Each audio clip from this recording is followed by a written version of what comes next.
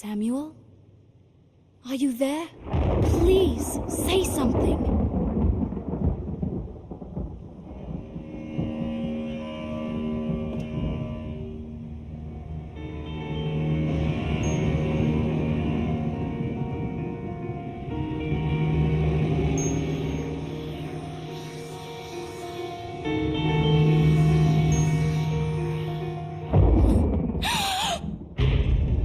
There you are. Where have you been? I've been looking for you. You promised you wouldn't just disappear anymore. I've been looking all over for you. Ow! What's wrong with you? I don't know who you are. I don't know my own husband. You disappear every night. You only talk when it's absolutely necessary. Where is the man that I married, Samuel? I want my husband back!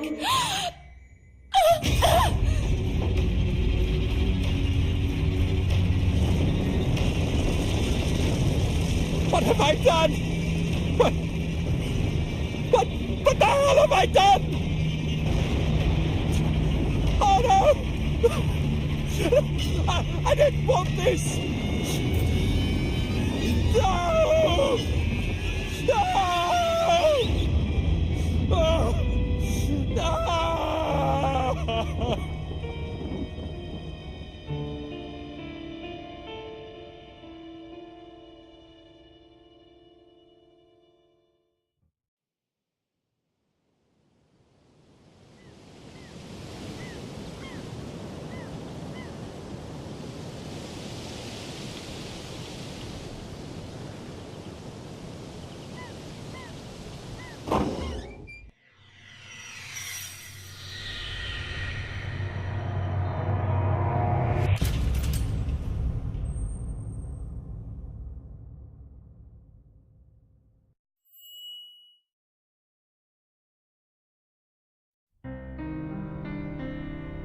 Get on with it! Stick the damn fuse back in! I want to open the store!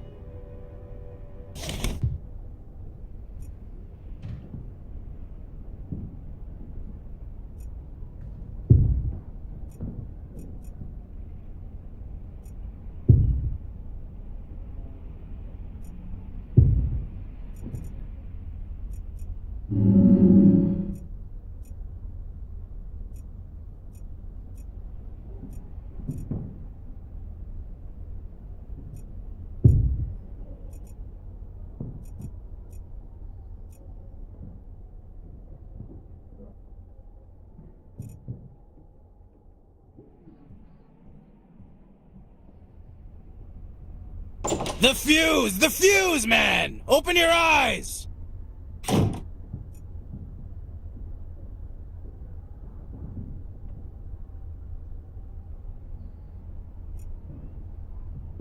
It's not providing light, and that's not going to change until I have the power turned back on.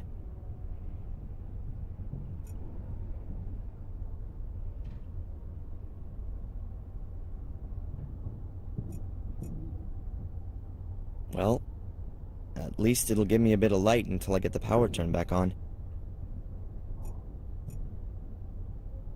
A light shaft with a grill. Leads up to the backyard. The hinges on the basement grill are rusted. No idea if you could open it, and even if you could, it'd squeak like hell. I don't want to open the grill. Why should I? A beer crate with 24 bottles. All empty. And The bottles aren't dusty either. Beer doesn't keep long around here. Cheap beer. That's about right for Fuller. I just wonder why he has the crate in the basement. I can't see him coming down here every time he wants to drink a beer upstairs. You think you'll be done today? How long does it take to install a new fuse? An old garden hose, with more holes than a golf course. I can't do anything with that. A water faucet. If Fuller had a garden he wanted to water, he could do it from here. But in Fuller's garden, you'd get pretty well nothing to grow. An ancient rusted bucket with a little bit of water in it. With that water in the bucket, it's only a matter of time until it's completely rusted through. I certainly don't need a bucket, nor a load of rusty water. An old clothes dummy. Oh, judging by the smell, it's been damp at some point, and now it's just moldering away. I wouldn't accept it as a present, even if it didn't stink.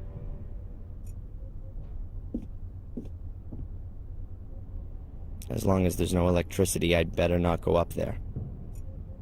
I am not going to give the old asshole the satisfaction of yelling at me because I went upstairs without getting the power back on.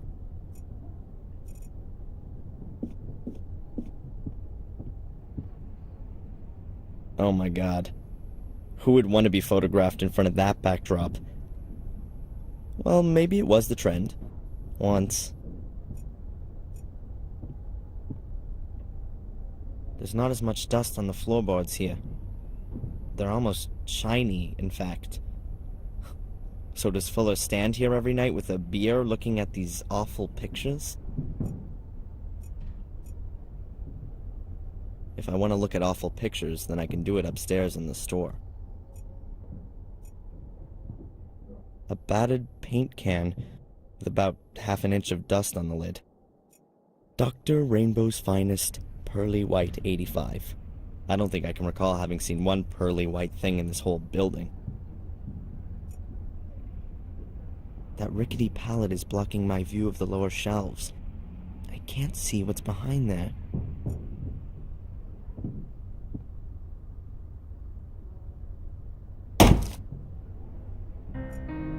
Photo developer. Looks like it's been there for a while, but the bottle's still sealed, so it could still be good.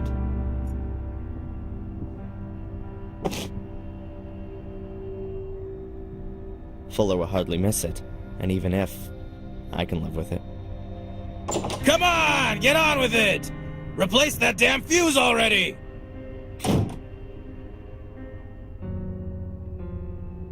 A small container of photo developer from Fuller's basement. It's full to the brim. My SLR camera, fitted with a flash too. I never leave home without it. That's a postcard of Biddeford. It's very useful for getting from one part of town to the next. But I can't just go off across the town right now. I've still got things to do here. Let's see.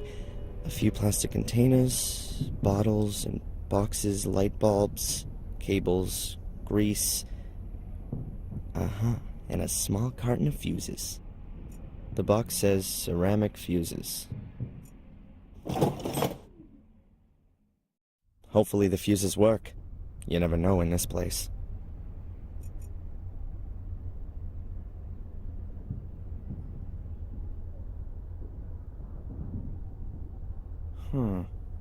There's just one fuse left in the box.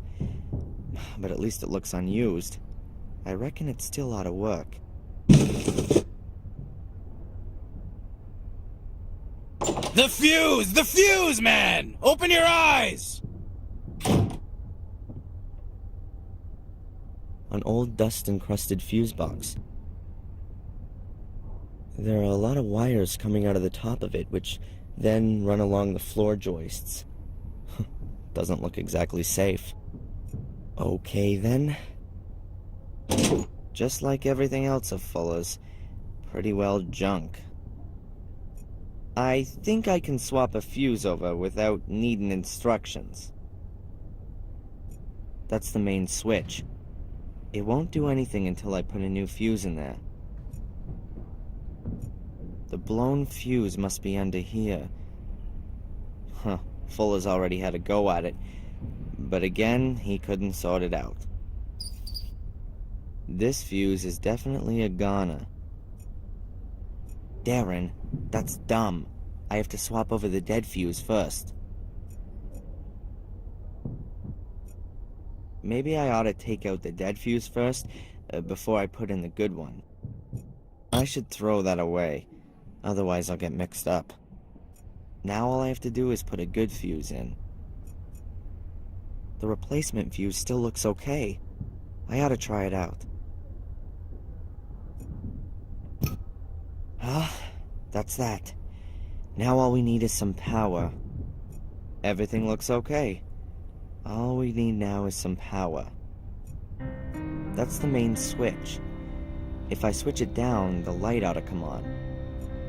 Okay, so let's have a look. Let there be light. Don't need this anymore.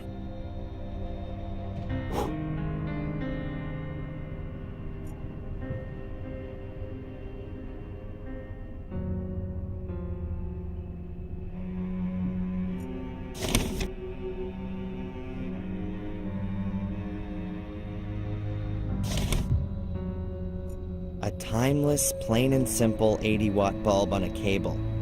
A classic. I'm not gonna touch any lit light bulb. It's gotta be hot.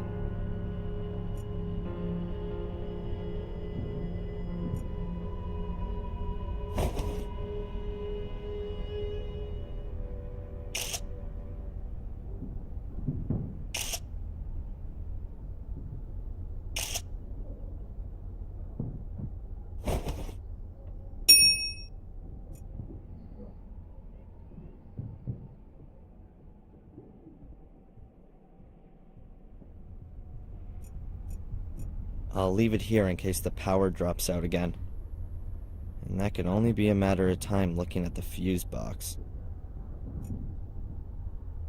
I'm not gonna touch that thing again if I don't have to. I don't want to push my luck.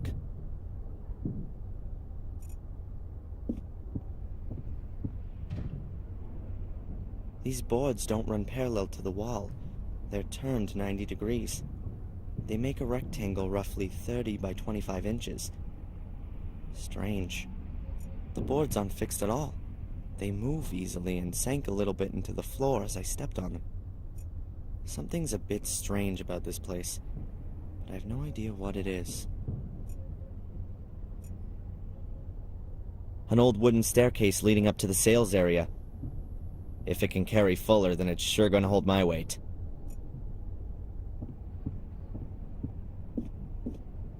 So let's go up. A wonderful working day awaits, full of appreciation and deep personal fulfillment. Ugh. Finally! You make a big deal about going to college, but you're too sappy to replace a fuse. Put that board outside in front of the store. Get on with it!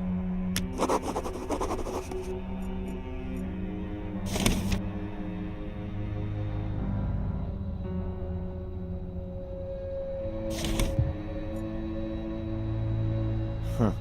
Fuller. What can you say? A good reason to have doubts about humanity?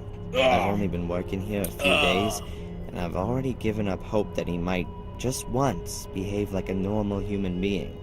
This is probably the most stressful holiday job that I've ever had. Holiday job in a photo studio? Yeah, sure. Great stuff. Learn new things, earn some money. And the reality looks a little different. Fatter and more bald. You know what I'm saying?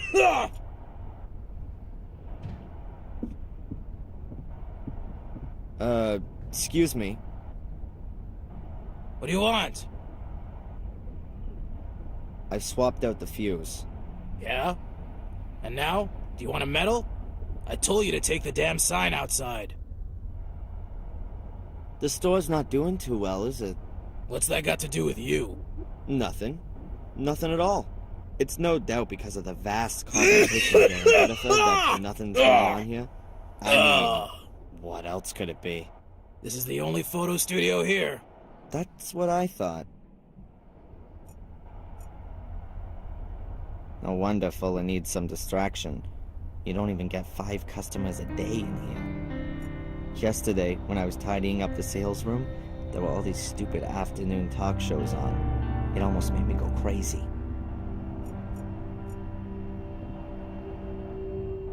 On my first day, my friendly boss made it very clear to me that he kept an exact account of the amount of money in the till. A little hint that I shouldn't consider ripping them off. I'm not interested in the cash till. That's a light box for looking at slides and negatives. It works.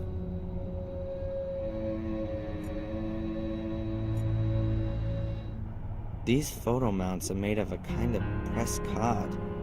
You can stick photos into them to make them easier to hang. The drawback is that they can get easily dusty. I don't need any of them. It's rare that I even hang any of my pictures. The picture frames could do with being a little more professionally presented. But to be honest, they don't really deserve it.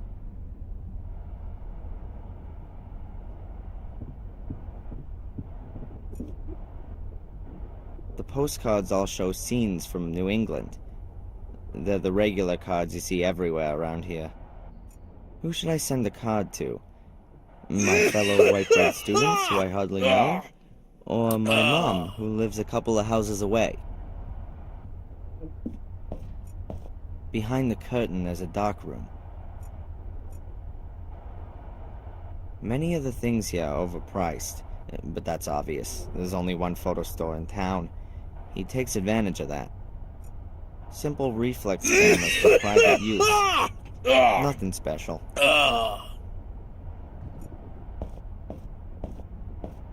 That's Fuller's camera.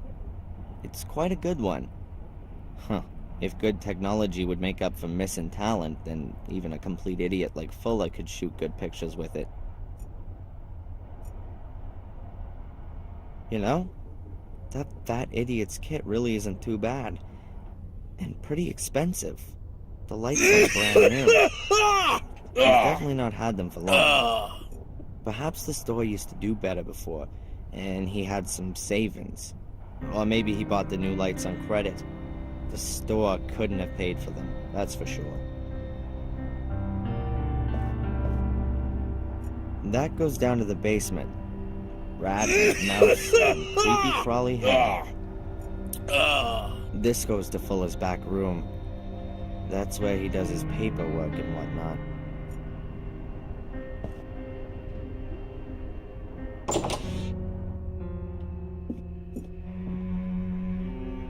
Fuller's old-fashioned telephone. Who've I got to call? I told you! I want you to put out that damn sign!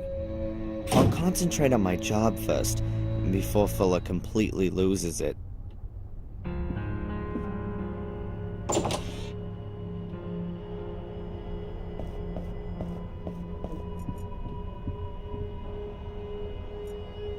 The store isn't doing very well.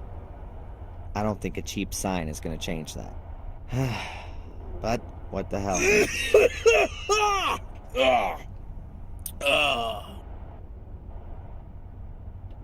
I don't want to talk to him at the moment.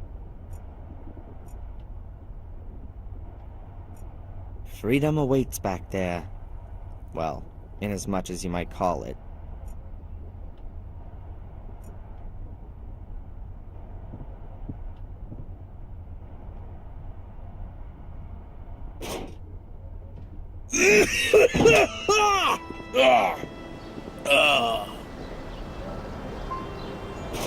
Someone's really turned your head. Huh? You've put it the wrong way around. Yeah.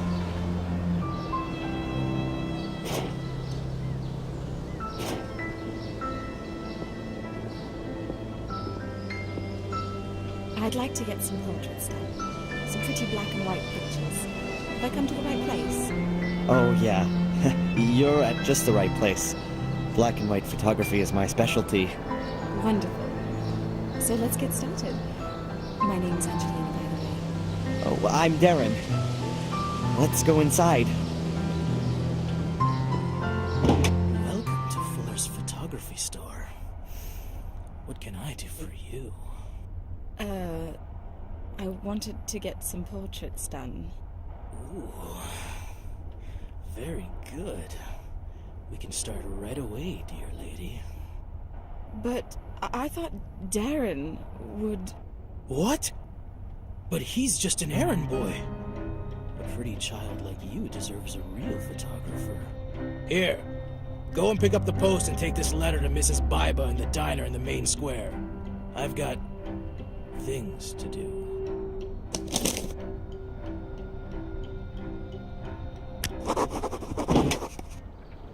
Son of a...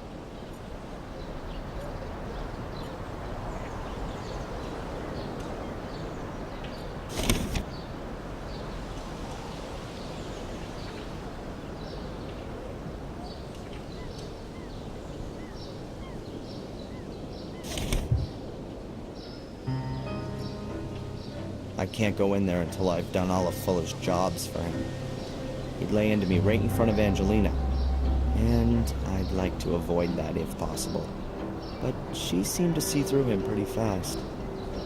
She can see what an asshole he is. New England Photo Service. I reckon a person has to be pretty damn desperate to have their pictures taken at Fuller's place. But he's the only photographer in town. And there are plenty of tourists here. Presumably he does most of his business with them. I can't explain it any other way, just how he keeps his head above water. I can only ask myself just who he conned into making him the elk design. Or then again, maybe he didn't have the picture made. He probably just stole it.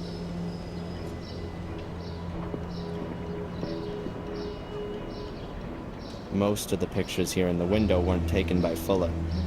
In some moment of blinding inspiration, he must have decided to get some proper photographers to promote his business. Of course, they have no idea just how lucky they've been. Portraits, group pictures, wedding photography, and landscapes. And all of them totally unimaginative. Just as things should be. Fuller lives with his mother over the store. I haven't met the old hag yet, but going from her son and that filthy mutt that she seems to love more than anything, I don't think I'm missing too much. A hydrant, just like any other one. I don't see anything special about it. If this place ever burns down, I'll be the guy holding the match.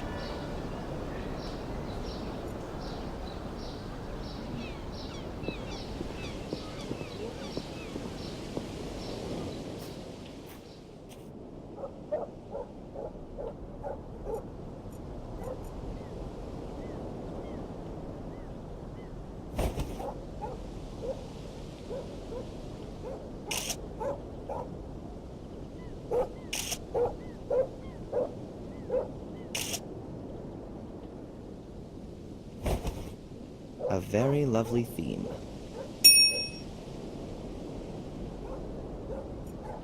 Fuller hung out the laundry yesterday, for him and his mother. I just found it somewhat surprising that a fat ass like him does the laundry for his mother. Alarming, even. The man is way past 40 and gets bossed around by his mother.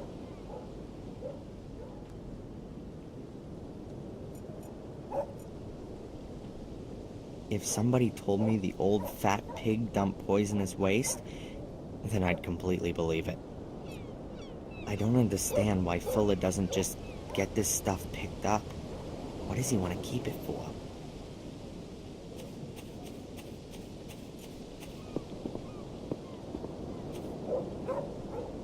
A solid iron grill. It's across the light shaft that leads up from the basement. The grill is very heavy and rusted into the concrete. It's gonna take a lot of force to open it. Why should I do that to myself? The window's barred. The bars seem pretty strong and are bricked into the wall.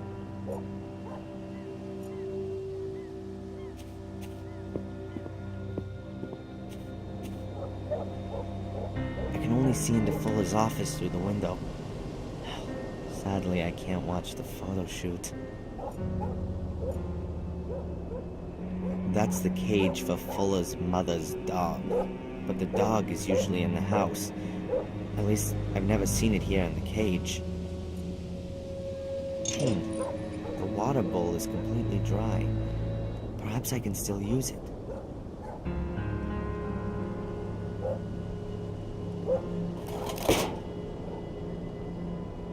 The dog bowl from Fuller's backyard. Nobody's gonna miss that. It used to belong to Fuller's mother's dog, but she spoils the little mutt half to death. And then what? Poison Fuller's mother's dog?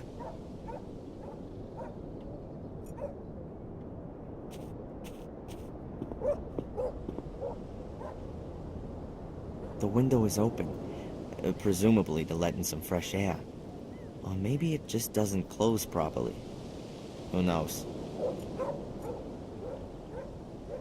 Either out front or in the back. Fuller's gonna go nuts if I haven't done his jobs for him. That way leads back to the side street. The path is overgrown and, judging from the footprints, very muddy when it's been raining.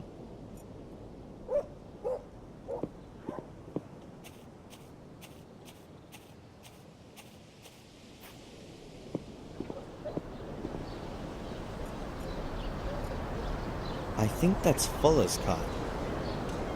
I'm not one of those people who knows about such things and goes into fits of ecstasy when they see a classic. Who knows? Is that thing a classic anyway? I don't know exactly how old Fuller is, but him and the car must have been made around the same time.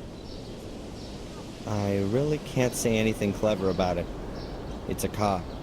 An old car.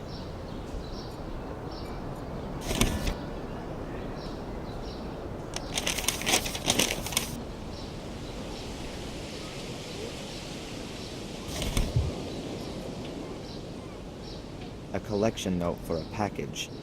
There's a little shop down on the harbor which is a collection point for all the parcel mail around here.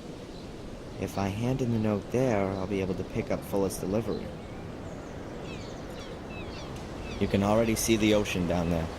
The street leads directly to the harbor promenade. I've only been here a few days. Exactly the same length of time the traffic lights have been on pause.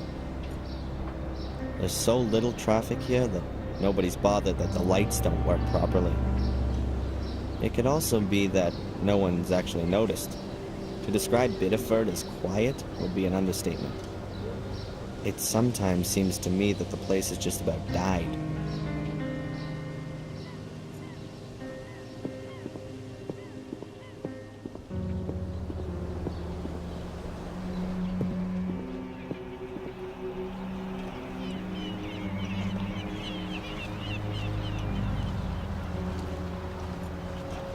A life belt. Years ago, there were pirates around here who used to lure ships under the rocks. They used to light false beacons, and once the ships had run aground on the rocks, they'd row out and rescue the cargo.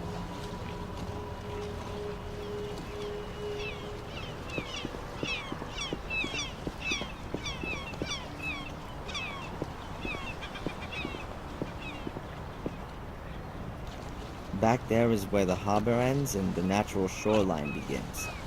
Just miles and miles dotted with lone houses.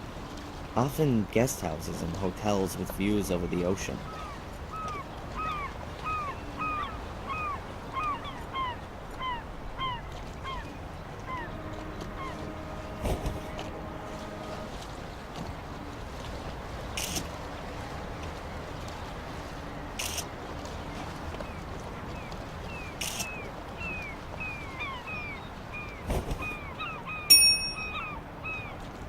There's barely a single wave today. No wonder. Beautiful weather, not much wind. Biddeford isn't really a port, but there are plenty of boats here. Mostly sailboats. People sail out to go fishing or whatever. I'd rather keep solid ground under my feet.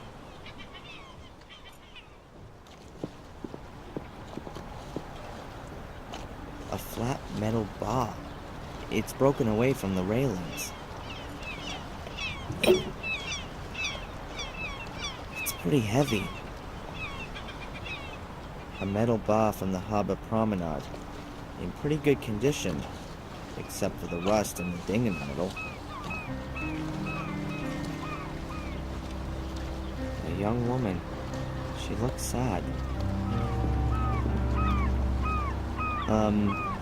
Everything okay? No, it's not actually. Carrie died here 2 years ago. She was my best friend. Oh, I'm sorry. How did it happen? You're not from around here. No, I'm from Boston. I'm spending the semester break at my mother's. Yes. Well, Carrie committed suicide. No one knows why. Everyone loved her. She was intelligent and always happy. I think there's still a picture of her in old Fuller's display window. A young woman with dark hair and green eyes. Yes, I know that picture. A really pretty woman. She had so many plans. After studying, she wanted to open a kindergarten here in Biddeford, with her husband Jason. I just didn't understand it. From one day to the next, she changed completely. Became really reclusive. She was depressed and melancholic all the time. No one could reach her anymore. Not even Jason. Even though they loved each other more than anything. Then one day, she just threw herself into the sea. And no one knows why? No one. Jason has never gotten over it. He couldn't help her. A few months later, he married that brainless bimbo with a convertible. He probably just felt so lonely. It's definitely got nothing to do with love. He must have been really lonely. Excuse me. I'd rather be alone right now. Of course. I'm sorry. I don't want to bother her anymore.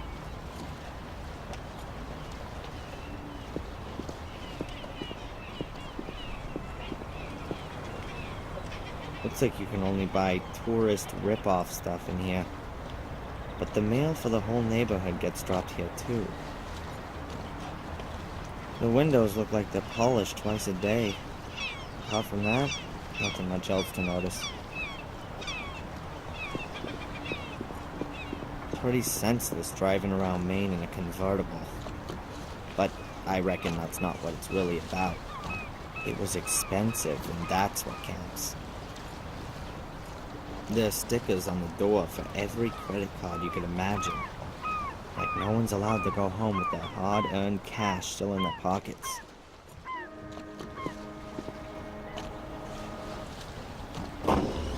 And then I said to him, Jason, I need a new car, urgently.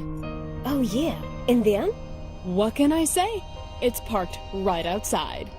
You can't be Stickers serious. showing approximately Sure, 1,000 I'm being varieties serious. of credit cards you can use to pay Convertible. here. Totally cute.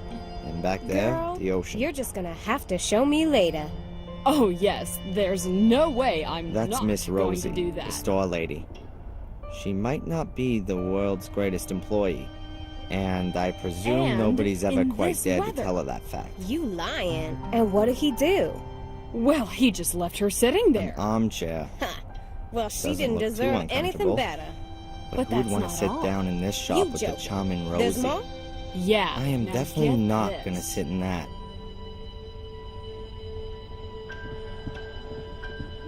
Fork Truck Pete just can't afford that Those are kind banners of and flags. Hey, it's me, Some okay? very And I'm telling stylish. you. Some She saw him completely herself. not. thing. But surely I reckon the it big doesn't ones look must be as for yachts. cute as my new The Maine convertible. state flag Well, always looks more hardly. like a beer company Talking of logo to which, me. weren't we going to go for a little ride? At least they've got an elk and a tree in Yeah, there. I'm about to have That's my lunch break. nice. Ah, yeah. So what have we got here? New Hampshire, Canada, something what did or your other I Jason don't say to recognize. He New doesn't know a Brunswick thing or about it Quebec, yet. perhaps. And of you course, go, the girl. obligatory Now, don't you stars go and telling stripes in anyone, every okay? imaginable shape and Girl, size. of course I won't. No What are you thanks. thinking of? I don't have a boat. You're a darling, And if I Rosie. did, I'd be What was sailing that under the story skull again and with your new crossbones. car? Or maybe a Popeye flag. Something a little cooler than these. Where is it then?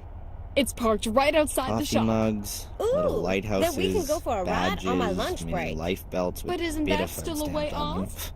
So Plastic what house is going on with numbers, Fork Truck Pete and that porcelain sister, lobsters, what's her face? plastic Not lobsters, the sister. wooden That's lobsters, Matt's cousin, that's who. metal I thought lobsters. she was... What more could the tourist heart yearn for? I think I'd rather my hand And fell off then I said before to I him, took any of those Jason, with me. I need a new car, urgently. Oh yeah, and then? An old ship's What wheel. can I say? It's It's parked supposed right to endow a outside. certain maritime can't be charm, I serious. guess. Sure, I'm being I serious. reckon that the local A tourist board is convertible, missing totally something of a cute. hook for this place. Girl, I mean, you're just gonna have what to is show there me here later. that's a bit Oh special? yes, there's no way There must I'm be not dozens of going to do places like that. this one along the coast. The clock must be busted. And in this At weather. least it'll be right twice You a day. lying. And what did he do? Well, he just left her sitting there. A stand Well, she didn't displaying a deserve million anything better. travel guides. But that's not New all. England, You Quebec, joking. There's more? England and Wales, Yeah, Holland, now get the national this. parks of the USA, Tuscany, Hong Kong, etc., etc. Fork Truck Pete just can't afford that kind of thing. There are too Hey, many it's travel me, guides okay? to just And I'm go telling leafing you, through them all. She saw him herself. While I've got But nothing surely specific it to look doesn't for, look as cute I'll leave them there. as my new convertible. Well, hardly. Talking of which, weren't we going to go for a little ride? Yeah, I'm about to have my lunch break.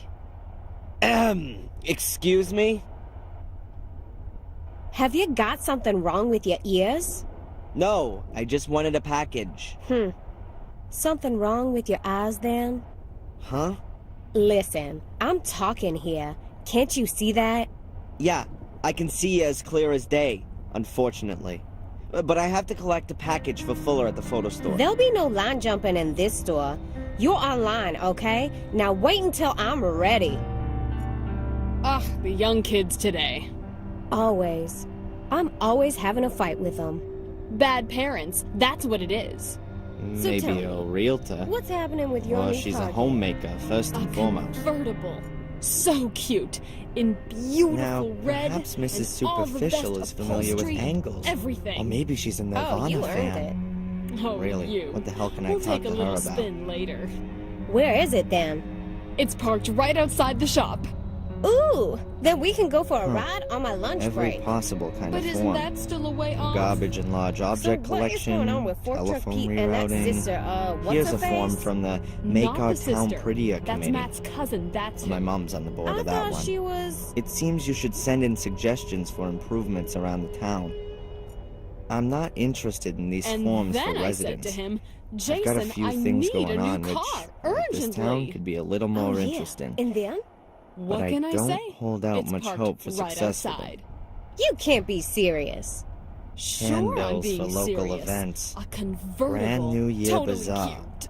Hits a go-go Girl, dance you're till just you gonna drop. have to show me later. Oh man. Oh yes, there's The no other way stuff's I'm small not ads. going to do that. This is where the locals sell the junk they no longer need. Lawnmowers, baby cribs, record and players. in this I'll weather. pass. You lying. And what did he do? Well, he just left her sitting there. Hello? Might I get served here? Of course. Just as soon as I'm through with this customer. And that will be when? When she's lying on the floor with blood streaming out of her ears? Well, really. I'll serve the lady for as long as I see fit. We spell service with a capital S in this store. Yeah, I can see that. Ugh, the young kids today. This is stupid. Always. As long as the I'm pair of them are always having a fight yammering, I'm with not them. going to get served. Bad parents. That's what it is. So tell me, what's happening with your new car again? A convertible.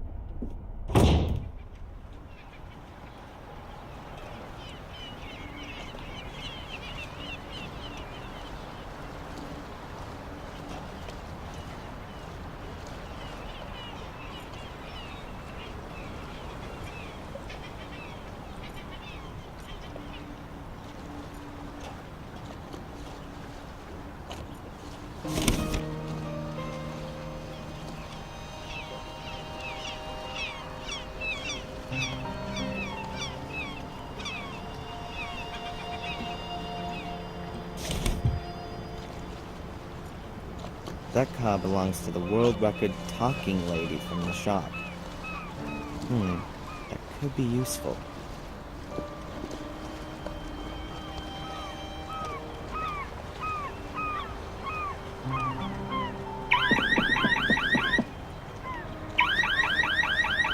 The convertible's alarm is going off. Thanks to all the chat, she didn't hear that.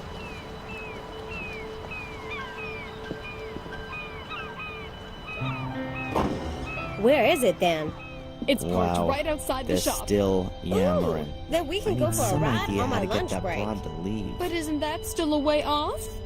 So what is going on? It's quite ugly enough, thanks. That car belongs to the world record talking lady from the shop. That could be useful.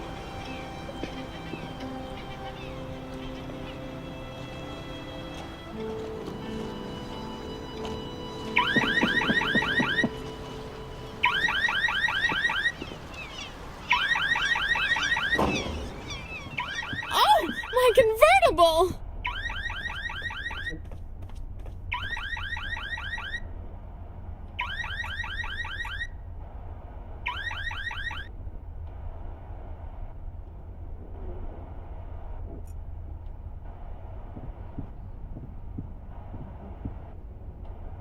Hello? Is it something like my turn now?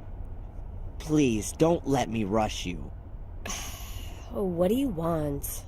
I'm supposed to collect something for Fuller. From the photo studio? Collection note?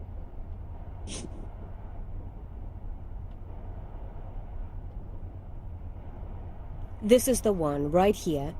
Have you still got another note? There's another package for Fuller here. Afraid not. Can I take it anyway? I might turn a blind eye for nice customers. So you're not gonna give it to me then? Hell no! There's a few papers here. Some sort of forms and a pad of blank collection notes. I would imagine that the enchanting Rosie might possibly have some objection to my palming a blank collection note. Hey, Rosie. Hard at work, I see. What do you want? There's a really pretty young lady I've seen walking around here. Do you know her? You had a real good look at her, didn't you? Do you know her? Well, I wouldn't say no. She came in here and asked about a photo studio, so I sent her up to Fuller's. She interrupted a conversation I was having with a friend. Can you believe that? Ha! No way. I don't believe it. Hey, Rosie. Did you know Carrie, Jason's first wife? Of course I knew her. I know everyone in Biddeford. At the end of the day, this is the only post office. And what was she like? What's that got to do with you? I just wanted to chat a little. Well, we never spoke too much. She was always so quiet. No comparison with Juliet. At least with her, you can have a decent conversation. Jason's so lucky he got her now. That really wasn't a life for a guy like Jason. With someone like that dragging him down? Now, at least he's got a life. Ah, so lucky. Just between you and me, one shouldn't speak ill of the dead. But that Carrie, she was always a little strange. Uh-huh. What brings someone like her, or maybe even you, here to Biddeford? Someone like me. You mean a fat woman in a state full of fitness freaks. You're one charming kind of guy, aren't you? No. I meant, why would someone as unfriendly as you work in a town tourist shop of all places? Well, you ain't exactly a picture of politeness yourself. But I don't work in a tourist shop either. Okay, look. I grew up in New Jersey. My father didn't think the neighborhood was good for me or my brothers and sisters. So he got himself a job in a paper mill and dragged us all up here. Satisfied with that? And you just weren't able to get yourself a job in construction or driving a truck? Look, you shouldn't go trying to take on someone like me. You're punching way above your weight, son. Huh, I can't deny that. Is there maybe a package for me there, Darren Michaels? Mm-hmm. She's gone to look for my package.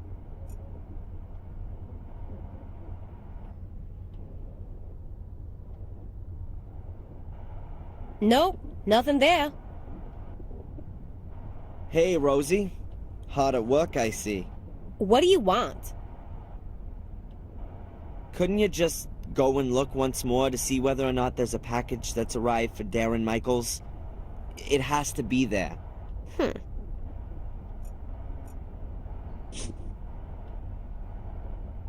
The lovely Rosie hasn't noticed, and I'm now the proud owner of a blank collection note. Nope, nothing there. I really don't think I need yet another collection note, and I'm not even interested in that other stuff.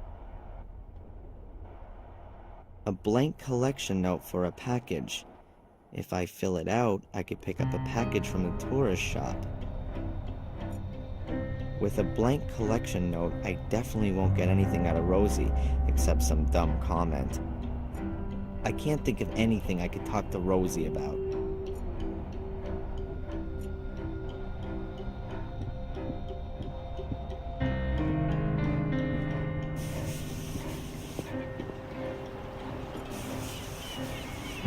A well-sealed package. Not very heavy. I can hear a light tinkling, as though there were glass bottles or something inside. I can't open the package. I might as well spit in Fuller's face. The result would be the same. But if I had the choice, I'd take the spitting option. I've got Fuller's package.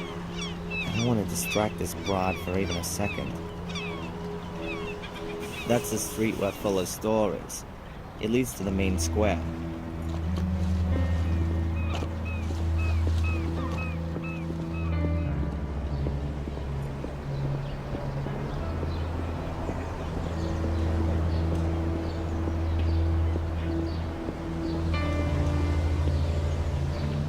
There's Fuller standing there acting like he knows something about photography. I better get out of here before I have to vomit on the doorstep. A letter from Fuller. I'm supposed to give it to Mrs. Biber in the diner. She works behind the counter there. It's got Mrs. Biber scribbled on the envelope. The letter's sealed and I can't open it unnoticed. And I shouldn't do it either. I'm not looking for trouble.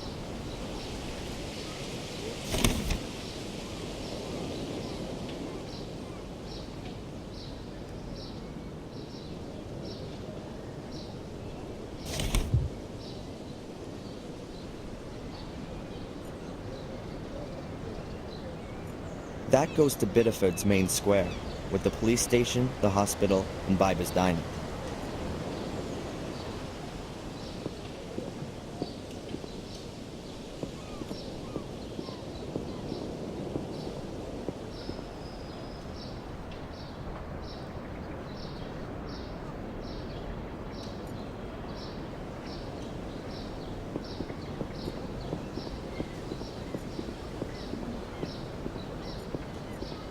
Jebediah Biddeford or something like that, I guess.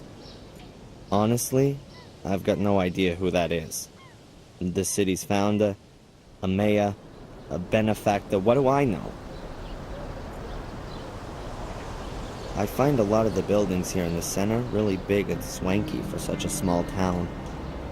Especially the town hall. The city must have had money in the past, or perhaps in the back of successful whale hunting. Or maybe they did what we did in Boston in the 19th century. Made money out of selling ice. New England ice was shipped all over the world before we had refrigerators. That's the entrance to the police station. I never feel too good in the face of the state authorities. What would I want there? I keep my distance from the police.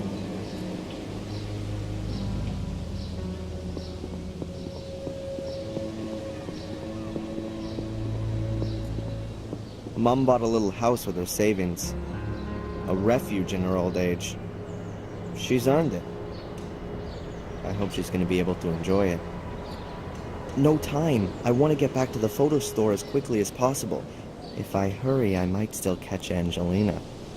That is a really long way home. I've only just come that way, and why should I go and visit Mom now?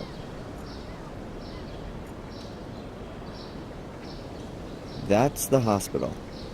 I was trying to keep myself out of there, and up until now, I was doing okay.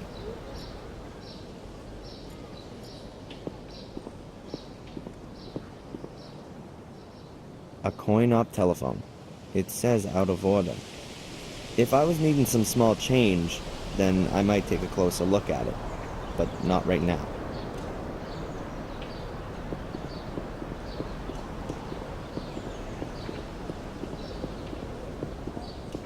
What a flashy thing that is. Probably some tourist's cool ride.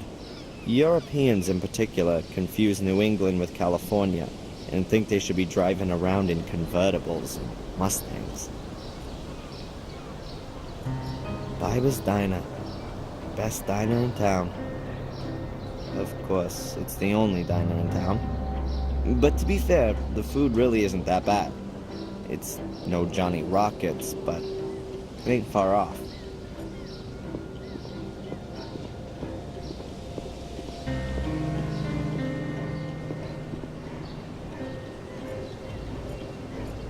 Biber's Diner. The best and only diner in town.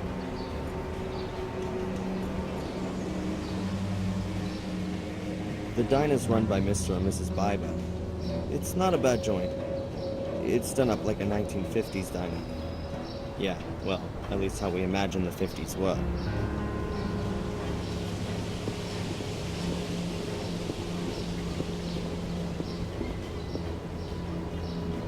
Ugh, not a particularly pleasant smell. It's a trash can from the diner. There'll be plenty of leftovers in there. How nice. That's stinking garbage, and I have no particular interest in it.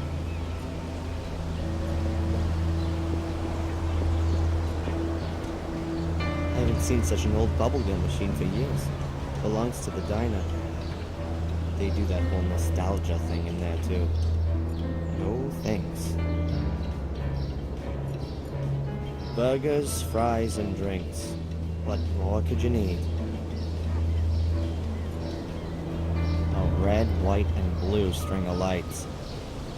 God bless America.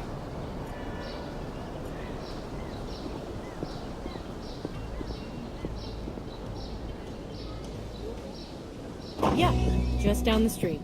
Thanks a lot.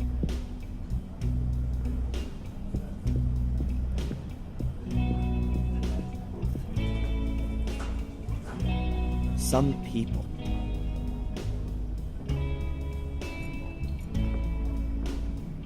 That's Mrs. Biber, I think. As far as I can understand it, she runs this place with a husband. There's everything you'd expect from a diner, from breakfast and lunch to coffee and cake, right up to dinner. The specialty is, of course, lobster, like everywhere around here. I have to admit they are pretty tasty. They got 2 or 3 people working in the kitchen. One of them's Mr. Biber. Mrs. Biber works out here on her own.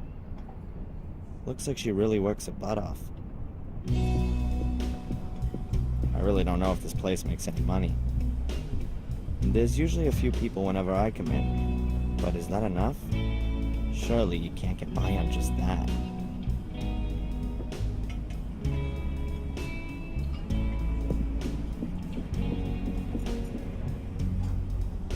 What would a 50s bar be without a jukebox? The world's just wonderful, and aren't we all so very happy type music? Just isn't my thing. If there was maybe a Pearl Jam track on it, then I'd give it a play. But Buddy Holly doesn't quite do it for me. They're supposed to represent something like portholes. In reality, they're glazed display cabinets. The rear panels of the display cabinets are painted blue. They both have underwater scenes with plastic fishes and lobsters on them. A big, ugly plastic lobster. Not particularly appetizing. The moose is the emblem of Maine, but the lobster's a close second. Kitschy, and that's about it. A man in a white lab coat, in his 40s, I'd say. Could be a doctor.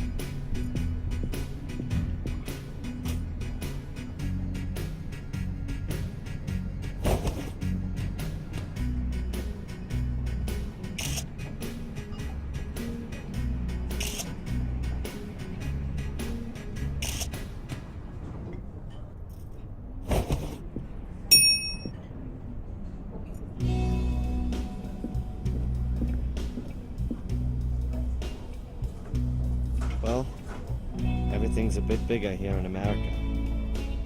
I'll take some bread. Mrs. Bible won't mind. I'm not gonna feel any better if I stuff my pockets full of bread. Ketchup, mustard, mayo, salt, pepper, syrup, sugar. And a bottle of vinegar. There's not much left. I don't think anyone will miss it.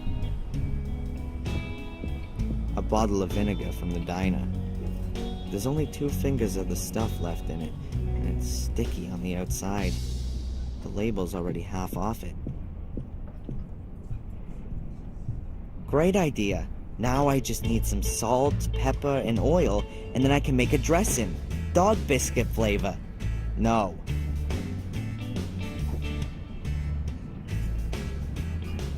That's Mrs. Biber, I think. As far as I can understand it, she runs this place with her husband.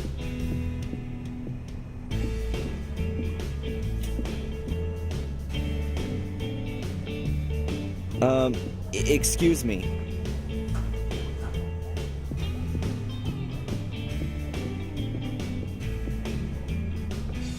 What can I get you, my boy? Actually, I'm here to give you something. It's from Fuller in the photo store. Psst. Hey, come over here.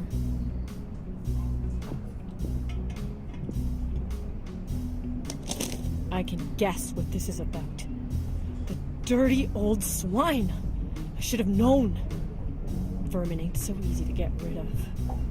Tell him You better tell him yourself.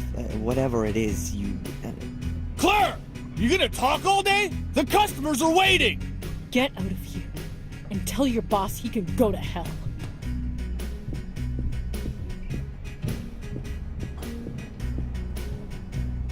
Jeez.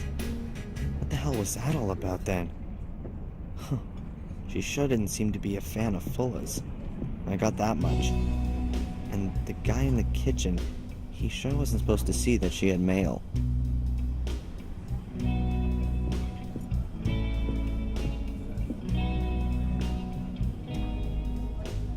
Sorry, Mrs. Biber?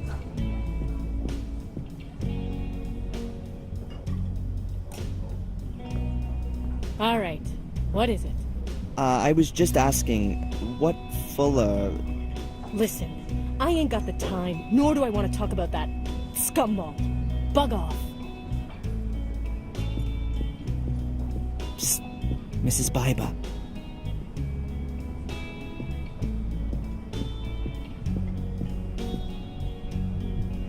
Yes, what can I get you? I'm only the messenger. I've got no idea what's going on here. I can't stand Fuller either, but But you still work for him, don't you? Making some nice dough. Problem is, it's not his money. It's...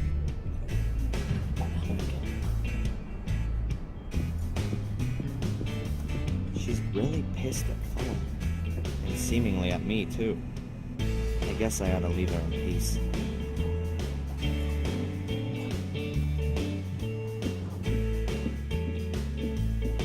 Hello? Young man! You're Darren Michaels, aren't you?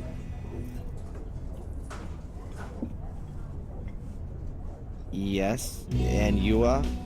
Oh, excuse me. My name is Newhouse. I'm a doctor at the health center. At the health center? You mean at the hospital out there? Well, yes. We call it the Biddeford Health Center. We aren't just a hospital. We have yoga courses and cookery courses and... And what do you want from me? Yes. I know your mother, Darren. We had a date here this morning, to be more precise. Me and her.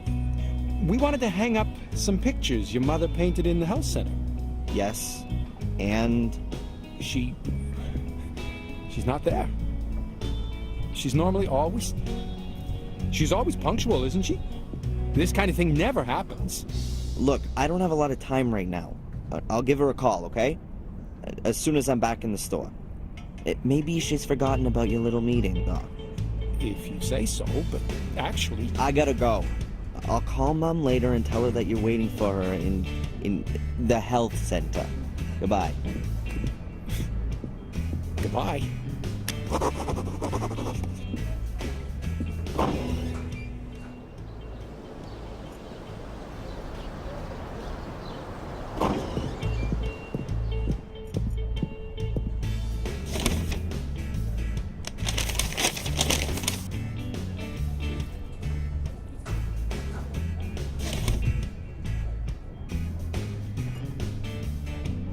If I'm still gonna meet up with this Angelina in the shop, then I don't have any time to talk to him. That way takes you outside. There's not much happening on the street. Just a sort of typical small town feel.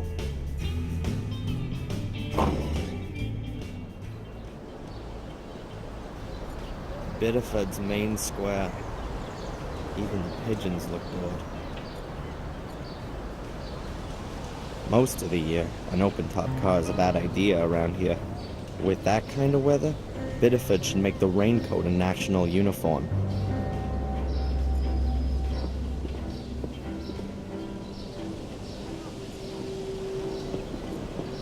It goes to a side street with Fuller's photo store, which then continues to the harbor.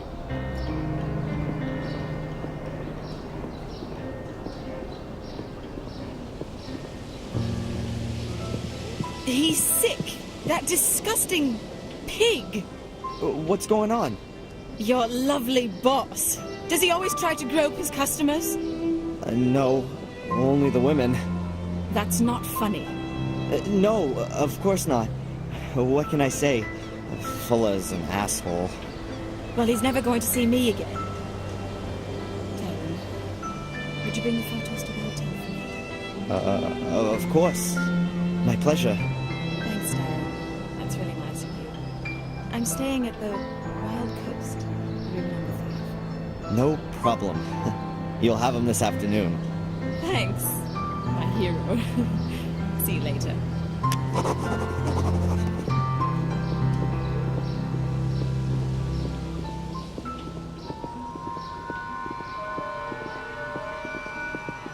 Huh.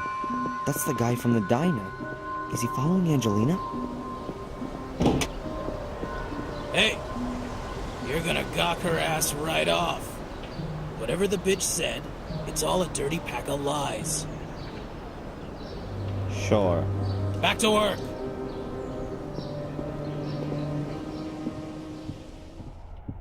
Hey, you got the package? Yep. Well then, give it to me. How'd the photo shoot go? Ah, shut up. I only mean the young lady who... That alley cat's gone, okay? No little goodbye kissy for little Darren. So now, get to work. The shelves here could use with a dusting and the gutter's leaky. And you still gotta take my mama's dogs for a walk. Go back to the post office again and ask if the new photo paper's already arrived. The mailman still hasn't brought a collection note. And the store could also do with a good sweeping. He's cranky. I guess Angelina did a number on his ego. Nice job. Okay then.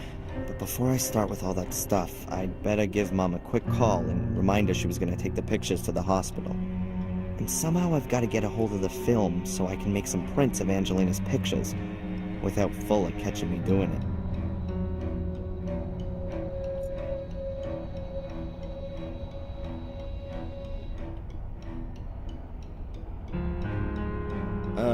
Excuse me. What do you want? The package I picked up was jingling a bit. I hope there was nothing broken inside. What was in it? It's a damn all concerned to you. Mrs. Biber was... Yeah, well, she didn't seem to be very pleased to get your letter. So? Did you read the letter? No, but she seemed to know what it was about. I bet. It was a bill. Who's pleased at getting a bill? Do you remember Carrie? Which Carrie? She was a customer of yours. Committed suicide almost 2 years ago. Dark hair, green eyes. Why should I remember her? Do you think I remember every face that walks in this joint? Yeah, well, there's a photo of her in the window. So? What's it to you anyway? Do your work or I'll kick your ass.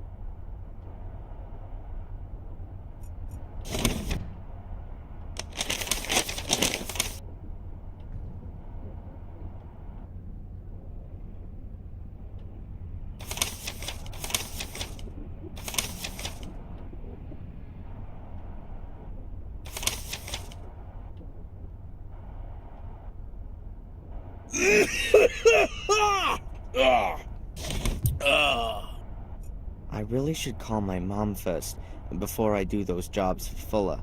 It's really unusual for Mom to forget an appointment.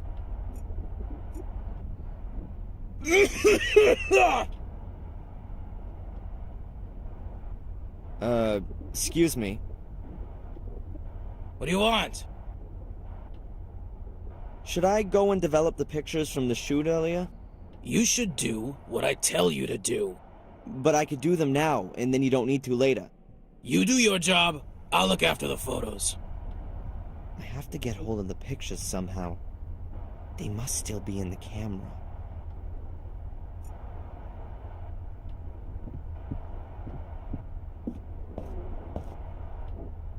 Fuller's camera. The film with Angelina's photos on it is definitely still in it. But I haven't a clue how I'm gonna get the film out of it without Fuller noticing. Oh, I'll just have to try later.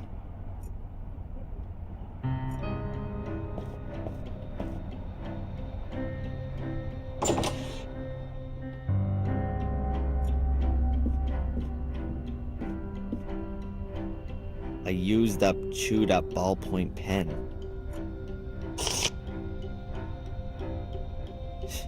He definitely doesn't need it anymore. And if he does, well, even better. A cheap ballpoint pen. Ugh, complete with teeth marks.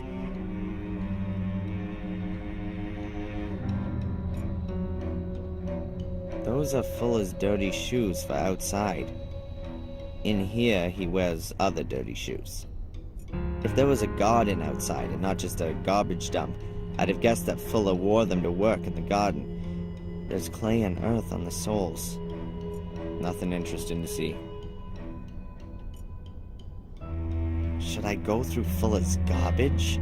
Well, that would mean going through the whole house. I don't think so. That's the way back to the sales area.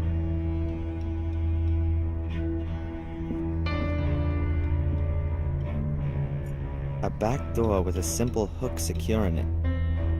Not exactly Fort Knox style security, but who'd want to break in? And what would they steal anyway?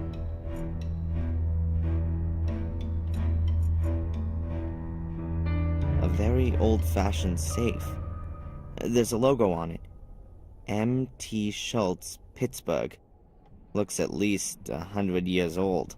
I find it hard to believe that Fuller hides anything of worth in there. He's more the paranoid type that wants to protect his telephone bill from prying eyes.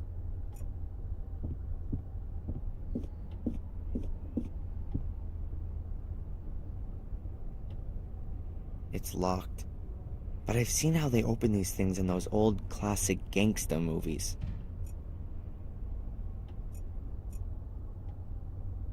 The fatso lives on coffee and burritos.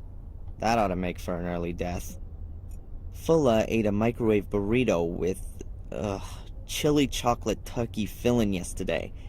I didn't even know that kind of thing exists. But it does. Nothing in the whole damn world would make me want to open this door. You've just got to have a look around here to get the impression of what it looks like in there. No.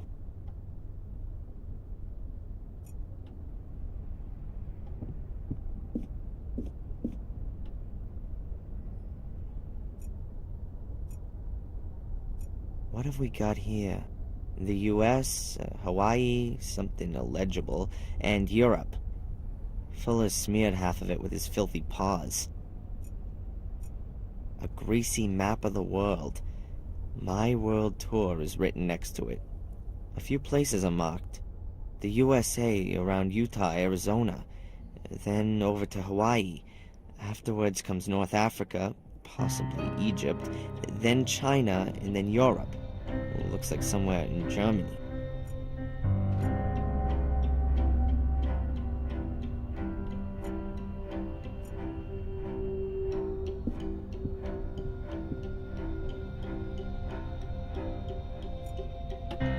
A cheapo, old-time cuckoo clock. A testament to Fuller's fine taste for stylish interior decoration. I think Fuller took his mother on a world tour a few years back. Might be a kind of souvenir. Nothing stands out. Perhaps this little angular hole on the clock face... Is that how you wind it up?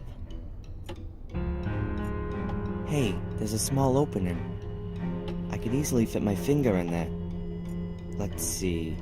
It seems to be a mechanism to wind it up. Behind it is a little button. I can't wind the clock up, but I can push this button.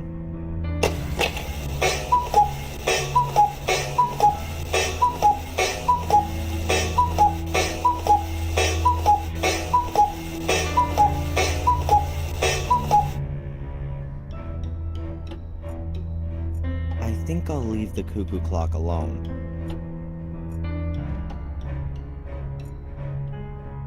I should call Mum first and remind her of a date with the doc. Strange that she didn't get in touch with him. She's usually so reliable. Fuller's telephone. I could call my mom from here.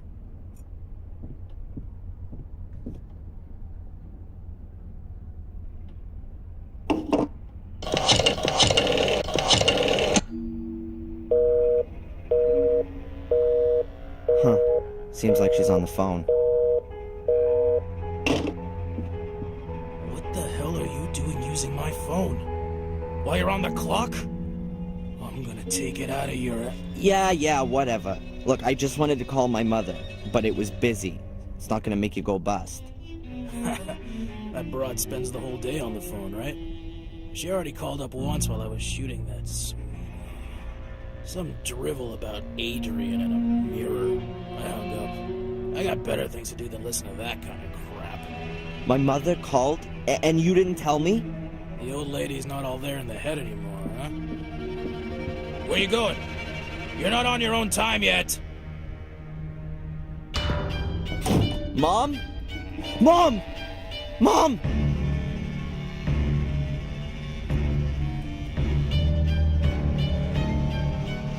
Her heart's beating. She's alive.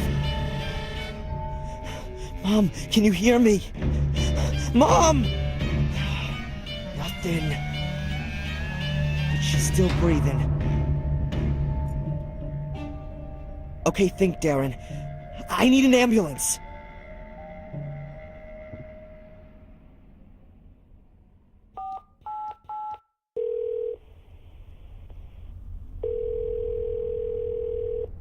Emergency? Yes. My name is Darren Michaels. I've just found my mother. She's unconscious.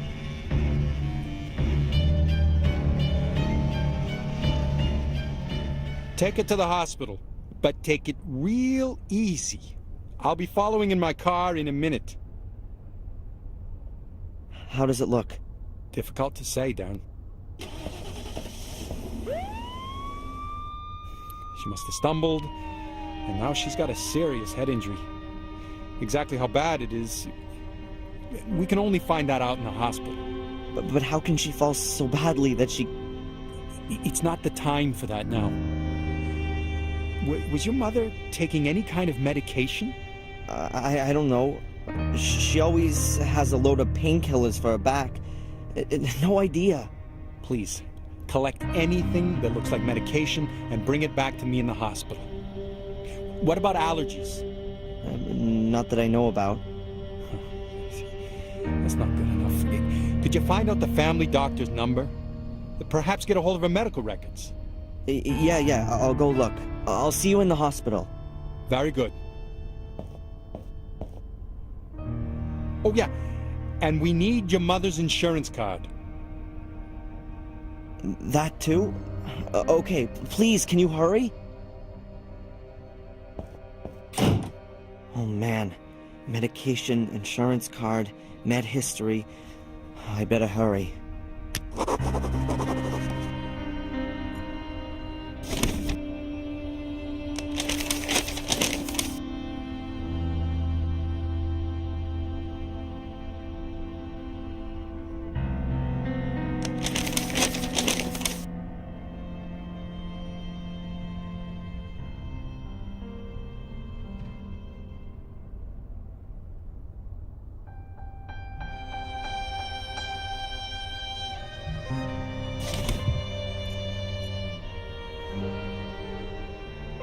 Mom's cordless telephone. No, I haven't got the number from Mom's old family doctor. I can't even remember his name, to be honest. Dr. Weck, Mick, something. If I read his name, then it'll come straight back to me.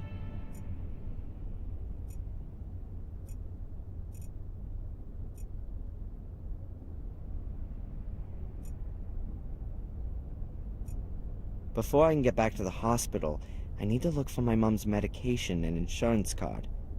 I also have to call the family doctor and ask about her medical history. Mom's handbag. All her papers must be in there.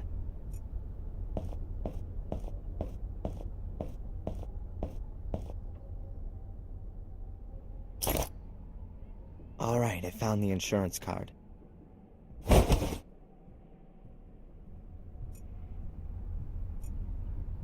My mother's insurance card. The hospital wants it, because it's not enough just being sick. There's nothing else of interest in there, and I can earn my own money. All right, I've already got the least important thing out of the way, the insurance card. Now there are two key things I gotta get. Her medication and her medical history. Once I got those, then I'm off to the hospital. It looks like Mom was having a cup of tea while reading, before she fell over.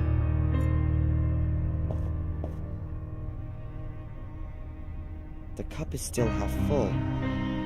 Why did she stand up and go over there? Maybe the phone rang? Maybe she got some bad news and fainted. That doesn't seem like her at all. That's Mom's medicine dispenser. There's a box for every day of the week. She always used to joke about it. She said that because of her back, she consumed more pills a day than a whole old folks' home. But she never took as much as she was actually prescribed. She always maintained that she'd just forgotten to. The old home doctor then gave her the dispenser at some point. I always found it rather stupid not to take your medicine, preferring to suffer in agony.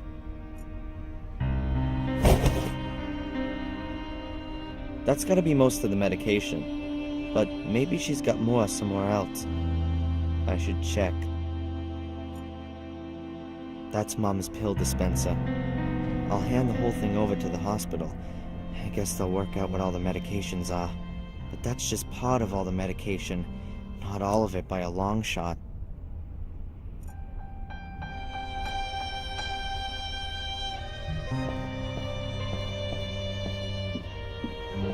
Mom's bathroom. Like her old place, nothing special. We weren't poor, but my mother was always modest. And by the looks of it, so is this place.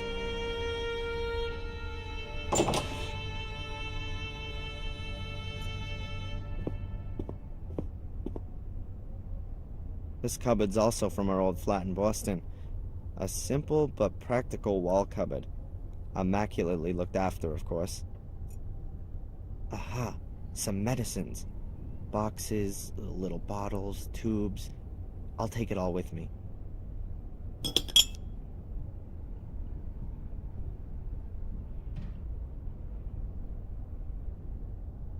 I think that's it. I found all the medication. Toothpaste, face cream. No other medication in here. That has to be all my mom's medication. Using this weekly pill dispenser, the doctors can be sure of the dosage. I ought to hand over the medication to the hospital.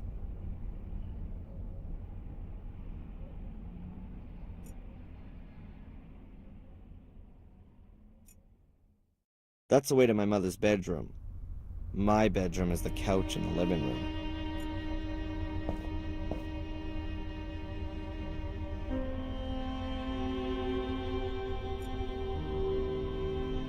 I think the furniture's still from her time in England. Quite old-fashioned, but stylish somehow. What do we got here? Handkerchiefs, a glasses case, an art magazine, a few Valerian draggies. Nothing I could use. Mother's address book. I ought to find her doctor's number in there.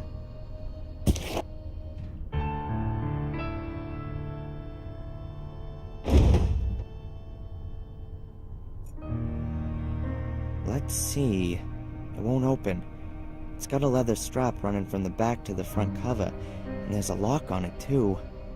I need a key. My mother's rough, leather-bound address book. Looks pretty well used. It's locked. I don't think I'll find anything interesting in that chest of drawers.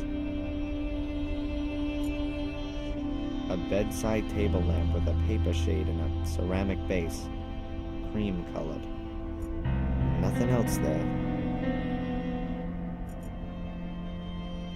It's a beautiful lamp. Pity it doesn't work. Perhaps the bulb's gone. My mother's old bureau. That's where she keeps her letters and financial papers and such. I don't fancy poking around in there just now.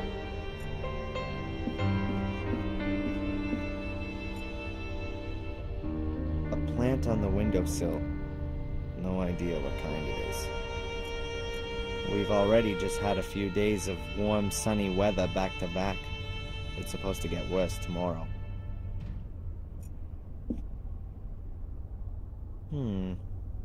Looks like there's something under the flower pot.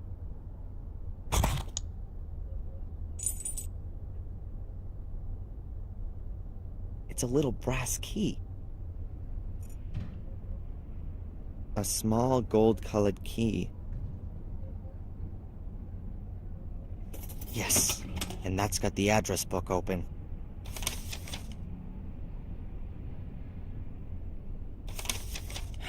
Now then, what was that doctor called? Dr. Wakefield, that's him. And here's his number. I just hope he's still got my mother's old medical records. I've got Doc Wakefield's number. Now I just have to call him. The apartment is somewhat small. That leads to the dine-in kitchen.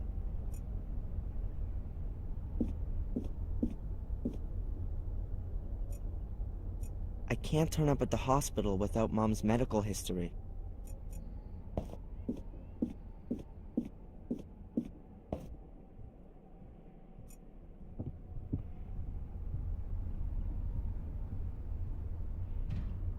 Hopefully the number's still okay.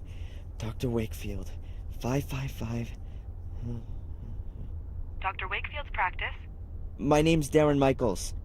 I have to speak to the doctor. It's an emergency. One moment, please. Dr. Wakefield speaking. Hello, Dr. Wakefield. This is Darren Michaels. Darren, is there something wrong with your mother? Mandy said... Yes, she's been taken to the hospital. She's fallen over and taken a knock to the head. She's not responsive. My God. The hospital needs her medical history. Do you still have it? Yes, we must still have it here. Can you fax it over to the hospital? Yes, of course. Hopefully nothing's happened to her back. Wouldn't the support corset protect her? Not necessarily. The corset supports her spine when she's standing up or sitting, but her back has been so badly affected since the accident that a fall can have repercussions. I don't think I want to know. I'll just go down to the hospital and find out there. Do that. I'll have the records sent to Biddeford. I hope your mother gets well soon. Yeah, me too. Give her my best wishes as soon as she's awake. I'll do that. See you later, Doc.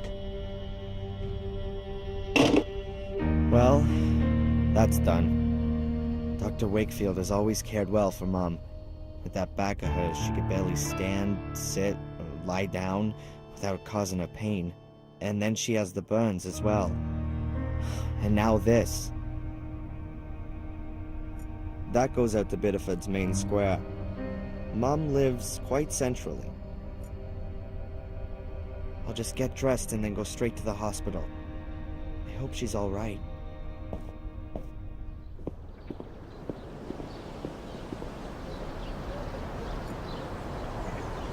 I hope the doctors can help my mom. The doc seems friendly enough, but I've got no idea if he's good at his job.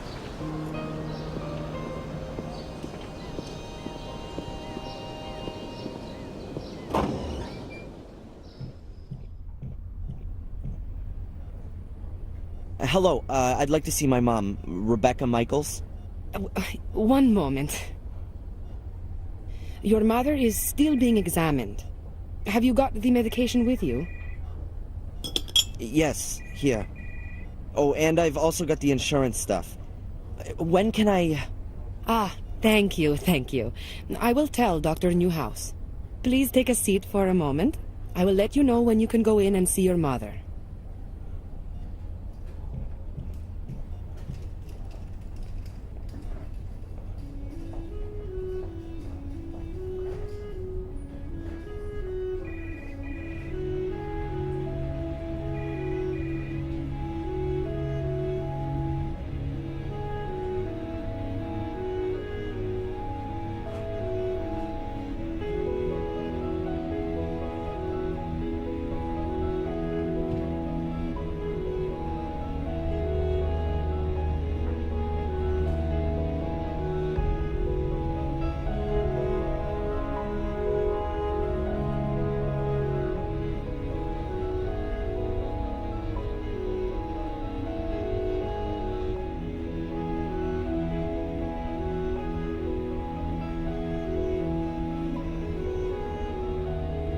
Excuse me, Mr. Michaels?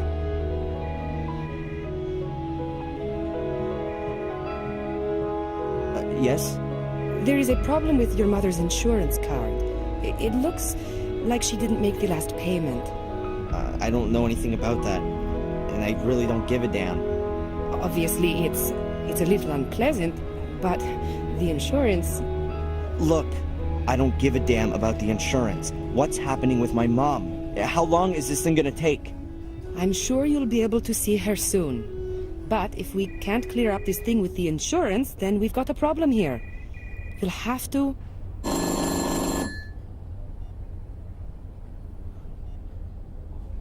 Okay, Doctor. You can see your mother now. The room at the end on the right. Mr. Michaels? I can't help it if your mother hasn't paid, or if the bank hasn't made the transfer, or if the medical insurance won't cover the treatment. Here, take the card with you and sort it out. In the end, your mother will be back on her feet, but she won't have a roof over her head anymore.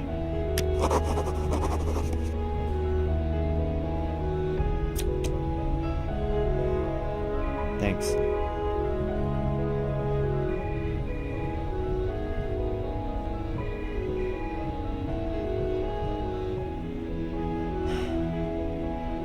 How is she? Not good, I'm afraid. The wounds to her head are quite severe. She must have fallen against the table with all her weight behind her. Is she going to... One should never give up hope. But your mother's in a coma, Darren. I'm sorry, but it's rather uncommon for someone to wake from a deep coma. Perhaps if she'd been discovered earlier, and there wouldn't have been so much bleeding in her skull. You're saying that if I'd gone to her straight after our talk, then she wouldn't be here now, lying in a coma? But my boy, you couldn't possibly have known. Yeah, how could I have known? Fuller. Sorry? Fuller! She phoned the photo store. She wanted to speak to me, and Fuller just hung up on her. Wait, no, that's completely... She was conscious and wanted help, but Fuller... Darren, get a grip. It was an accident. No one's to blame, and you should just... Just what? Simply sit here at the bedside and hope that she gets better? I can't barely believe that. Darren! You must... Thanks for your help. We'll look after your mother round the clock, Darren. You're welcome to stay here. I'll pop in again later. I'm not gonna stay here. I still have things to sort out. That fat bastard's gonna pay for this.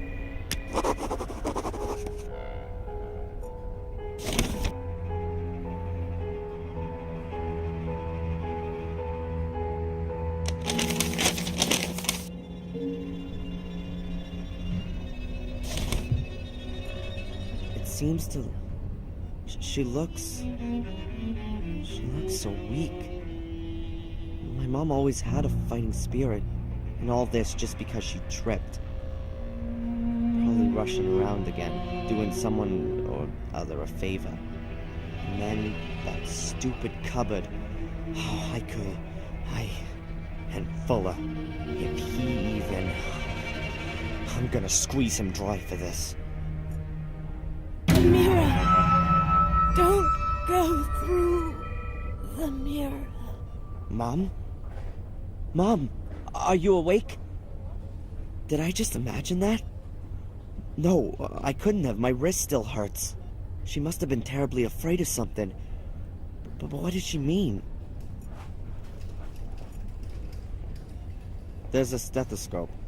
Presumably someone from the clinic forgot it when washing their hands. Doc Newhouse has definitely still got his. I'll take it with me. They ought to be able to rustle up another one here. A stethoscope from the hospital. It doesn't look particularly old, or used for that matter. Not especially valuable. I reckon these things come in packs of 10 nowadays.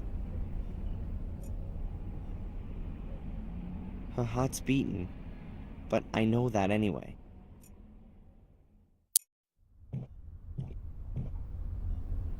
The monitor shows my mother's vital signs. Pulse, breathing, etc. No idea if the values are positive.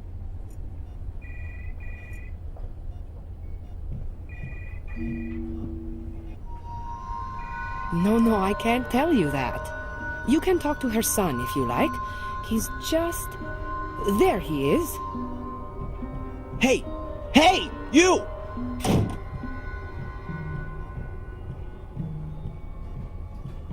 What the hell?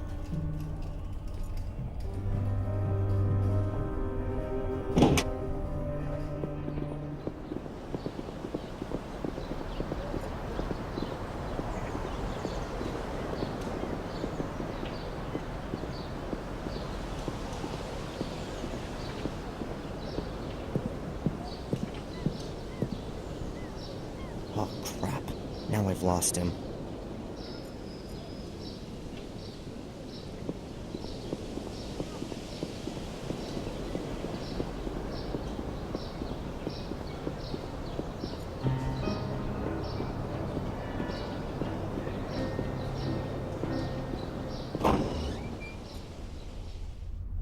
A nurse.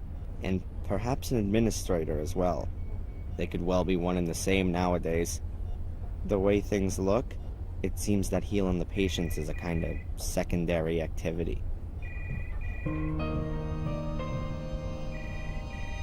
Hi. Hello, Mr. Michaels. What can I do for you? What did that guy want? He was asking about your mother. What did he want to know? He wanted to know if she made it? Yes. But I told him we're not allowed to give out patient information. He ought to speak to you. I don't know the guy, but he's gone out of his way to avoid me twice already. You know who he is? I'm sorry, no. But he's got an accent. I think he's British. But with something else, too. Listen, I don't want that guy anywhere near my mother. You understand? Of course. This Dr. Newhouse, what's he like? Oh, he's very charming. A really nice guy. He isn't from around here. He came to Biddeford a couple of years back.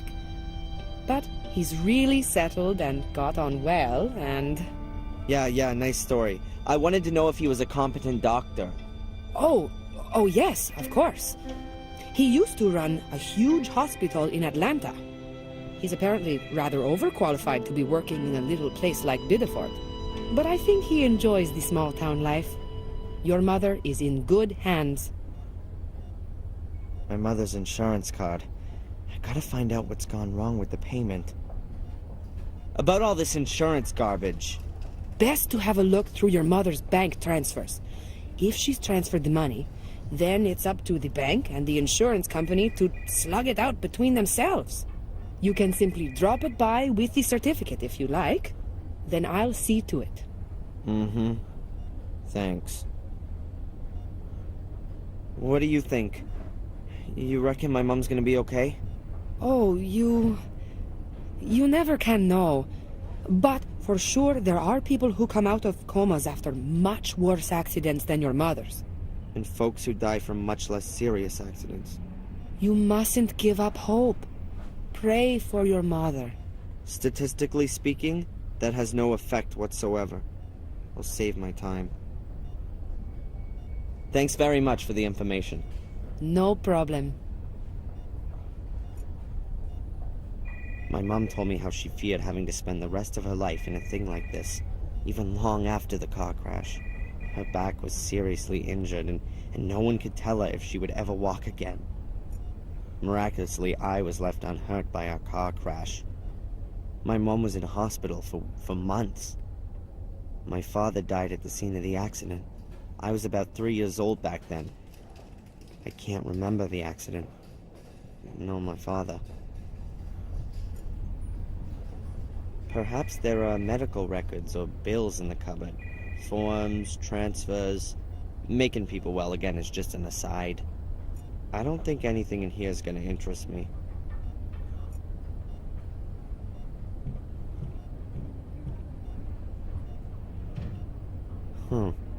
A few glossies and a health magazine.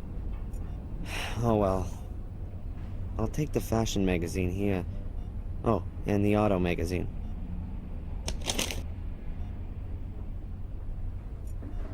Two magazines. Well thumbed through and a few months old. Hardly any text, plenty of pictures. Just the way those sucker celeb mag readers like it. When the Temple of Liberty has been established, will the people know how to decorate it? We're decorating our country of liberty with cameras. Who are people scared of? Themselves?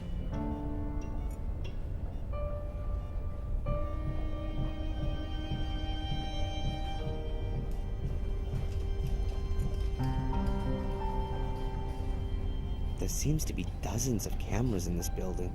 Perhaps they should film the screens, just to make sure everything's being filmed. At least there aren't any cameras in the patient's rooms, or in the restroom. We'll have to wait until the year 2000 for that. Hallways, corridors, the reception area over there. A door, presumably the emergency exit. All of it no further interest. A gray door with a frosted glass window.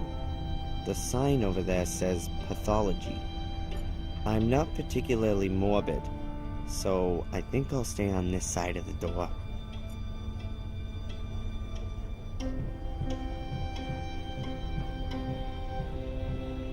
The ones that make it go out through there. The ones that don't go through the other door.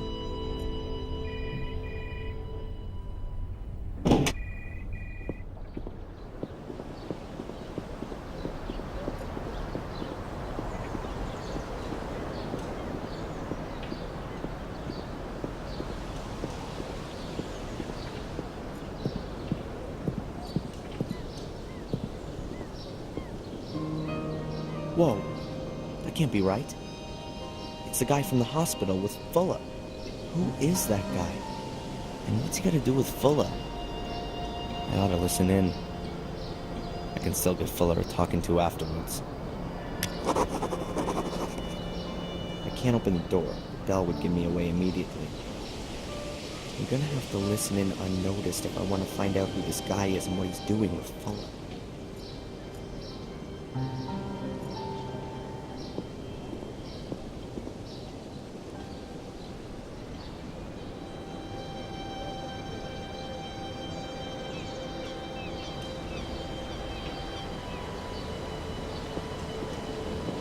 I can't hear a thing from here.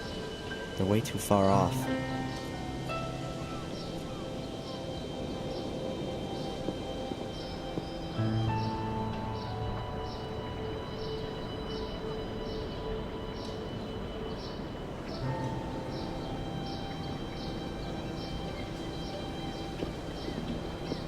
The rattling of the heating pipes.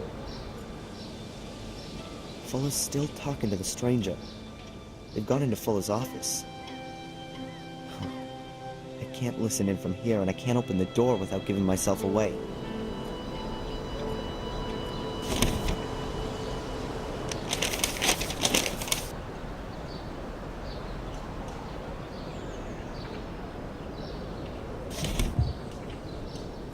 Back there is Fuller's run-down backyard, which you can also get to through the back door of the store.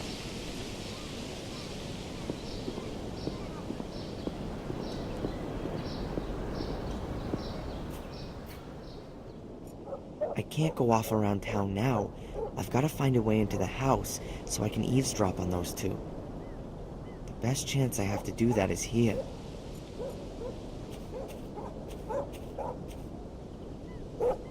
I've got to be careful. Fuller's talking to that guy on the other side of that window. I can't understand anything, but if I'm not careful, they'll see me. Should I break the window or what? No, not a good idea. I can hear that they're talking, but no idea what about. I can't hear them from here. I could try to go in.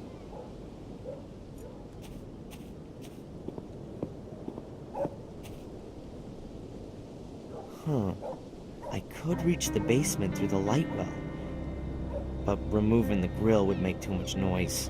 And apart from that, I'd never get up the creaky basement staircase quietly. I've got to find another way. I'll never get those bars out of the wall. I can forget that.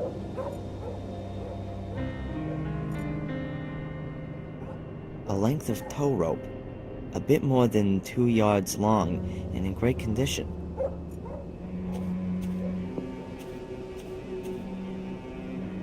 Ropes are always good.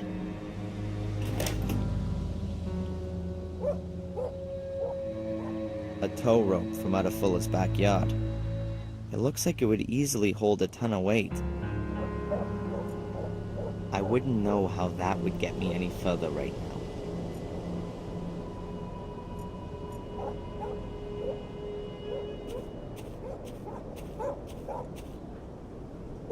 I don't understand a word. I've somehow got to get closer, or even better, inside.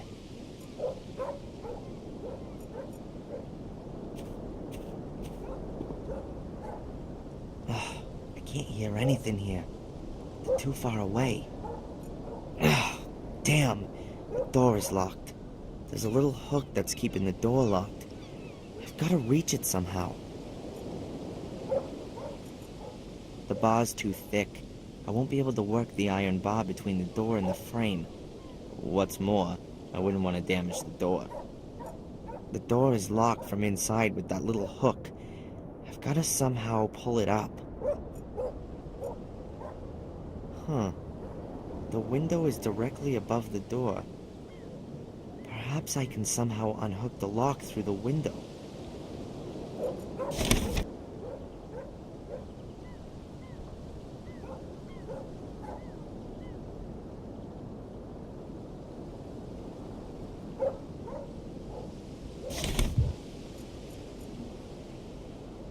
An ancient, rickety tool shed.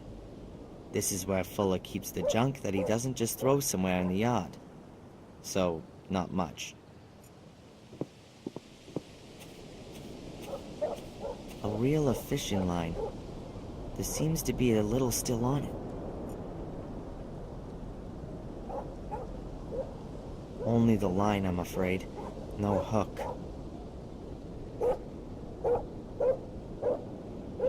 A reel with a few meters of fishing line on it, but no hook.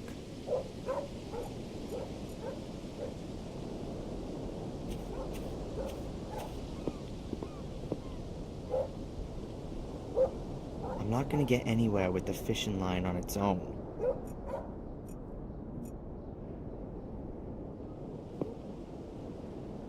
A completely rusted bucket with big holes in the bottom of it. The handle's busted off. I'm gonna leave the bucket there. There really isn't much more I can do with it. The handle from a rusted bucket. Compared to the bucket, the handle still looks really sound.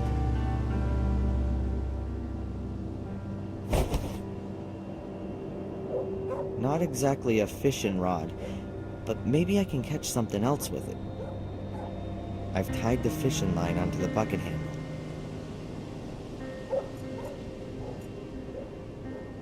That should work. I've just got to be really quiet. If the handle hits against the door, they're both sure to hear it.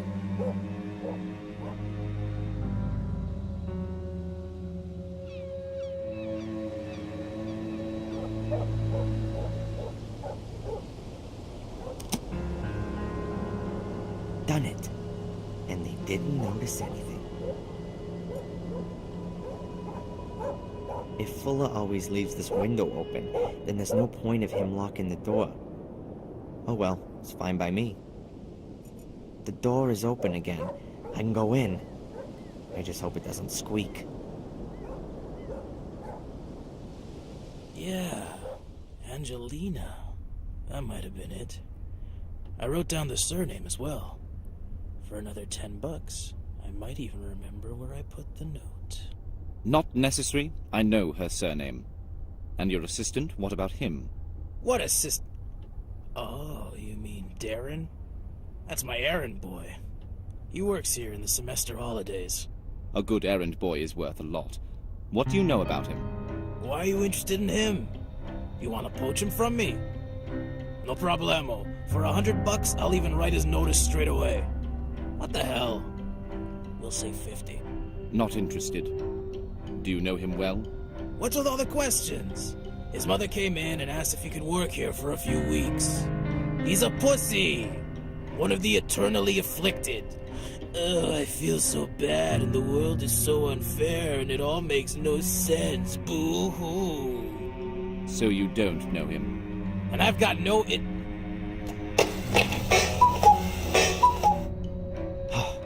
That was close.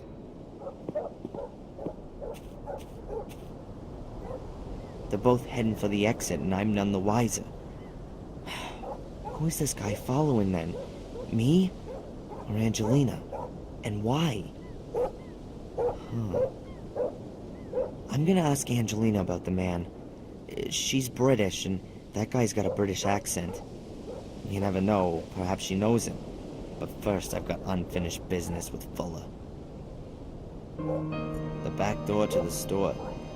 Not exactly burglar-proof.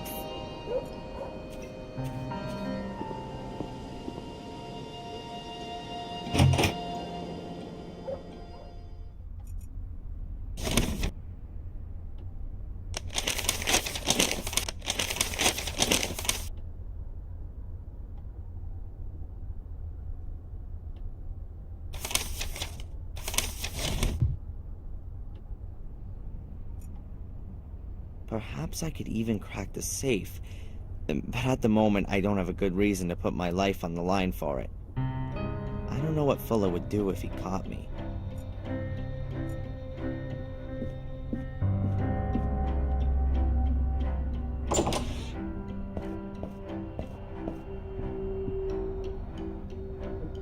Hey, where's the big jellyfish?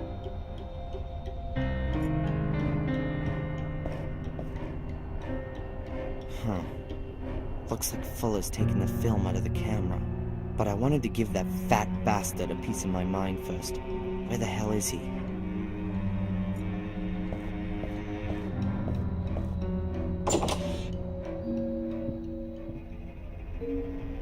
What the hell? A secret door hidden behind the photo backdrops.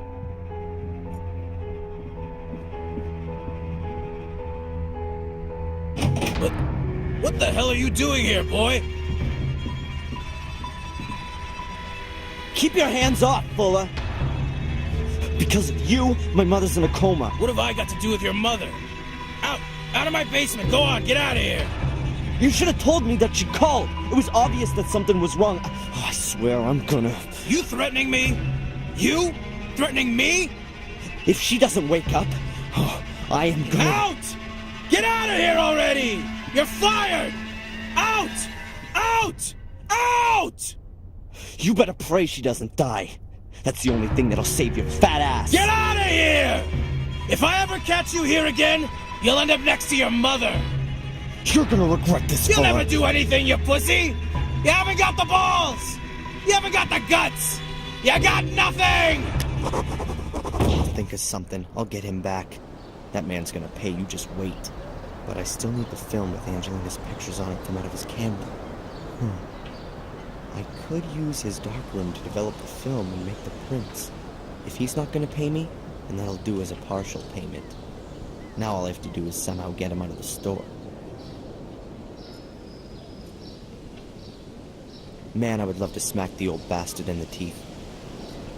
As long as Fuller's sitting there, I can't go back into the store. I need to lure him out of it. Then I can get Angelina's pictures and develop them in his darkroom.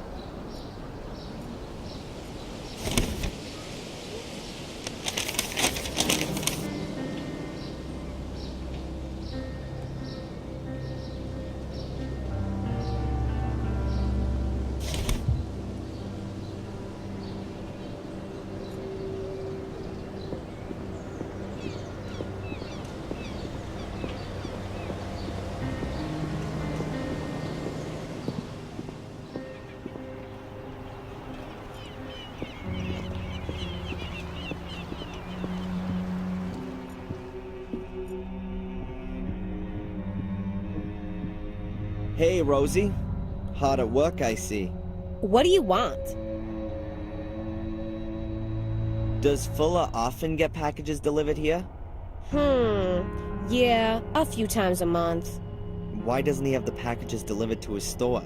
He does, but when he's not there, the mailman delivers them here and then Fuller picks them up for himself. Do you know what was inside the package that I picked up a little while back? How should I? The other package for Fuller. There must be photo paper in it. Could well be. Well, can I have it? Sure. Note, please. The collection note? Yes, I don't have one. Then you'll have to ask your boss for it. Nothing goes out of here without a collection note. You got me? Thanks. Yeah. I better not fill out this collection note right under Rosie's nose.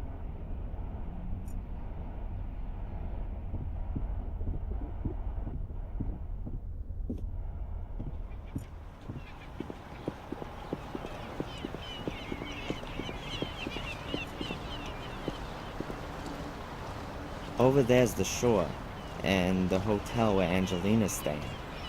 But I don't want to show up there before I got the photos. First of all, I need Angelina's photo prints. I'd be a joke turning up without them. Good.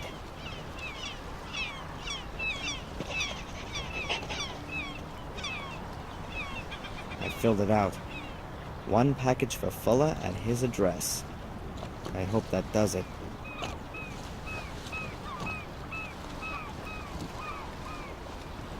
I've filled out the note so far.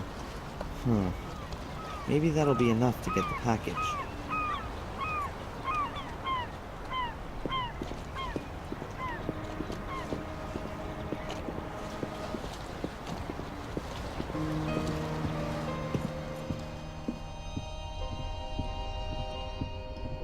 Hey, Rosie.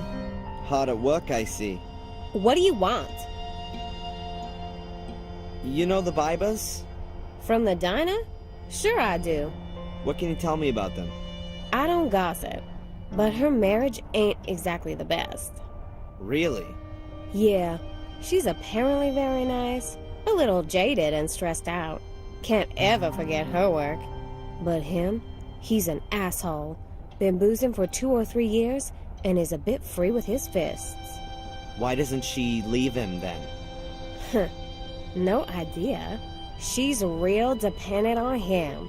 The diner belongs to the both of them. And besides, where would she go? Nobody would take her. What can you tell me about Dr. Newhouse? The Newhouses? Well, they came here a few years back. He was a big cheese in Boston. Miss Newhouse has brought a good bit of style to this little town. I know her. My girlfriend Betty is her best friend. Really? She gossips as much too? We don't gossip, okay? You really want to know all this stuff? Is that a girlfriend of yours?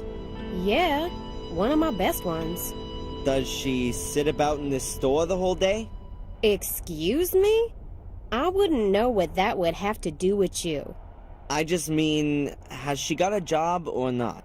She doesn't need one. Actually, her husband has plenty of dough. And even if he didn't, then she could easily earn good money working as a photo model. As a photo model, huh? That could maybe help me out some. Oh, really? Nothing. It's okay. I wanted to pick up Fuller's package with the photo paper. No, please. I can't accept that. Why not? It's not signed. Fuller has to sign the note? Stupid. The mailman, of course. Fuller should ask him tomorrow morning. He probably just forgot when he was posting the note through Fuller's door. It's not possible for me to wait till tomorrow. Thanks. Yeah. Hey, Rosie. Hard at work, I see. What do you want? Forget it. It's okay. Rosie won't accept the note without the mailman's signature on it.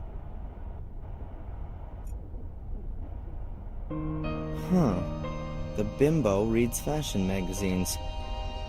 Why is she doing that here? Excuse me, ma'am. Oh, it's you. The hoodlum from this morning. Yeah, well, I was in a rush. An important job to do.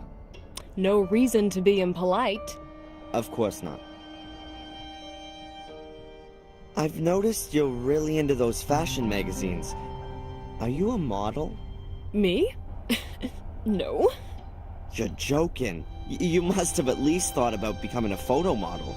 Actually, I have been approached. Oh, well, that goes without saying.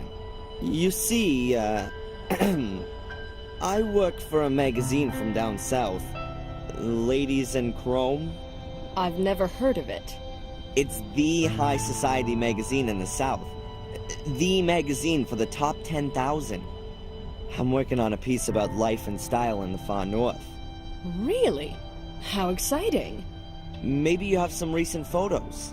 I'd love to show our readers what fine taste people up here in the north have. This is your stylish convertible, right? It is! And I'd be happy to be at your disposal for your story. But I don't have any photos. That shouldn't be any problem. There's an excellent photographer in town, isn't there? Fuller? You can't be serious. That savage would never be able to like me properly. Oh, so you don't know What don't I know? who Fuller really is? He's an internationally renowned star photographer from New Zealand. He's been living here incognito for a few years. He's working on his life's work. He's documenting normal folks' lives here in America. Of course, he's got to stay unrecognized to do that. That's... No, I can't believe that. I swear, in a few years, when he's finished his work, it'll be the photographic sensation of the decade. I can't believe it. Show me some of his pictures, then we'll see. Well, all right then. But don't run away. No way.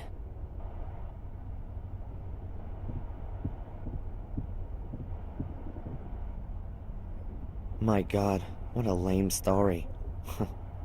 But vanity has always been the biggest weakness for those kind of folks. If I can show her a few reasonable photos, then perhaps she'll lure Fuller out of the shop for me.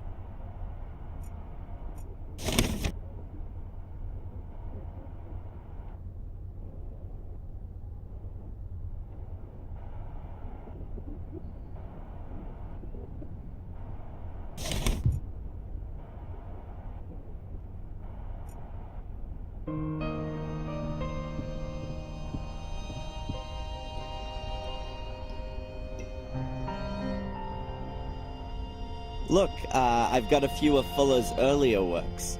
Really? Show me! Which pictures are by him? Oh, that one there. Oh, and there too.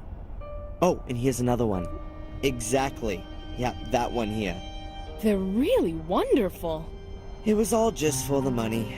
In reality, he's an artist, you see. But the project here in Biddeford is his real passion. Living incognito amongst us common folks, working on his masterpiece. Can you imagine what an effort it must have been for such a cultivated and refined man like Fuller to play a primitive, stinking, sweaty asshole? That's true art. You should call him. He could photograph you in your car up on the cliff top. Now? Yeah. Well, unfortunately, I've got to hurry, my lady. I've got a deadline to meet in Dallas, you see. Oh, of course.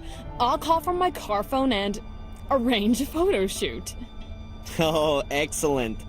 Oh, but don't let him realize that you know his true identity. Who knows what that'd do to his artistic spirit. I understand. Thank you so much. Oh, no problem. Shall we meet here again this evening? Agreed.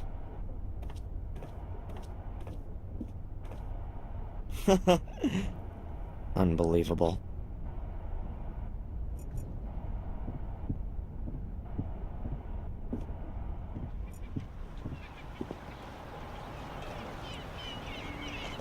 I've got absolutely no idea what the mailman's signature looks like. And Rosie in the tourist shop will know it for sure. There'll be a dozen or so collection notes passing through her hands every day, all of them with his signature on them.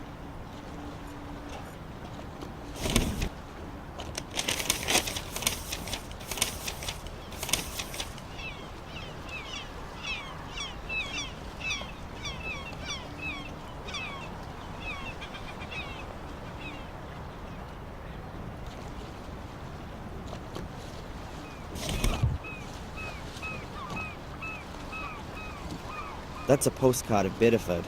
It's very useful for getting from one part of town to the next. But I first want to see if Fuller has really left the store. I ought to go straight there.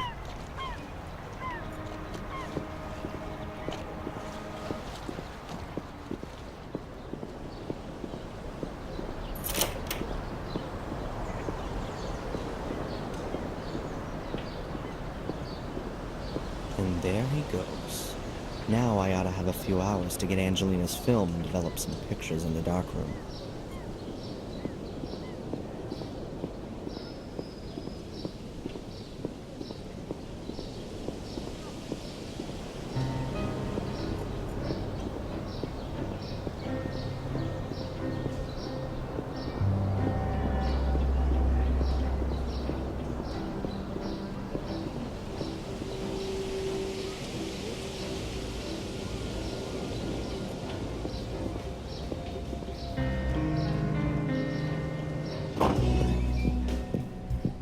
Guy in a uniform.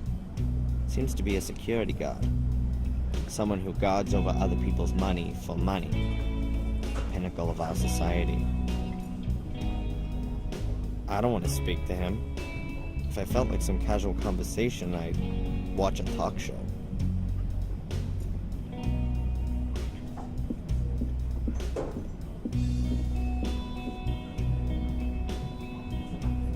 Psst, Mrs. Biber.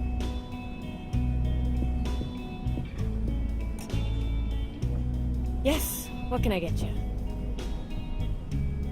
I no longer work for Fuller. Good for you. I don't know what's going on between you and Fuller, but I've got nothing to do with it. Mind if I ask you a few things? If it's not gonna take too long. Has the mailman been here? Yep, Puck was here taking his lunch break, but that's already some while back. Where could he be now? I really need to speak to him. I'm guessing he's probably in the health center. Can you tell me anything about Carrie? Is she supposed to have killed herself? Yeah, Carrie. She was a really sweet girl. Always ready to help, always friendly. She wanted to open a kindergarten here. There's not much in the way of childcare around here. Parents have to take their kids for miles to find a place.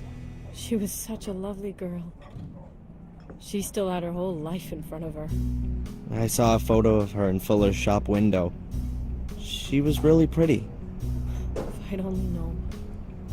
The poor thing. How do you mean? It's not important. Too late anyway. What can you tell me about Biddeford? I grew up here. I guess I always wanted to move away from here. But, well, that never happened. I met my husband when I was 17. And we opened the diner here. It was a wonderful time. Ah, yes. I couldn't have known then that he was so... I have to get back to work. You want anything else? I don't want to bother her while she's working.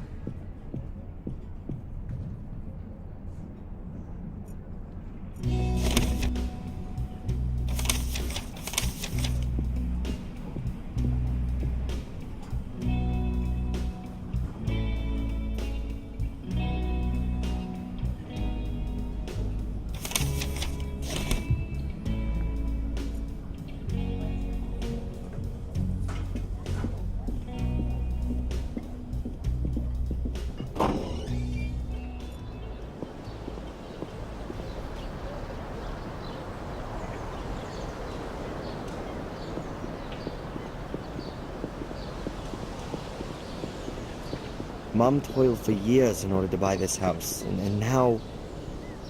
it makes me sick.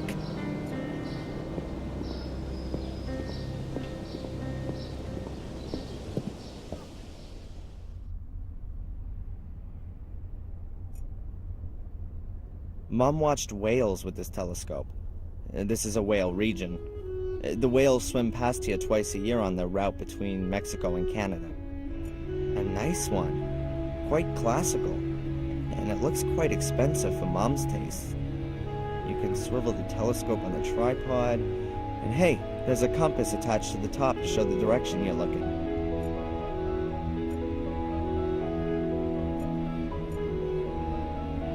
Mom's into music. That's one thing we have in common, though our tastes are a little diverse. Mom's Beethoven doesn't mix that well with Nirvana and Pearl Jam. When I was a kid, we used to always argue about how long I was allowed to watch TV. I used to be able to sit in front of that thing for hours. Now you couldn't get wild horses to drag me in front of one. can count myself lucky the damn thing didn't completely frazzle my brain.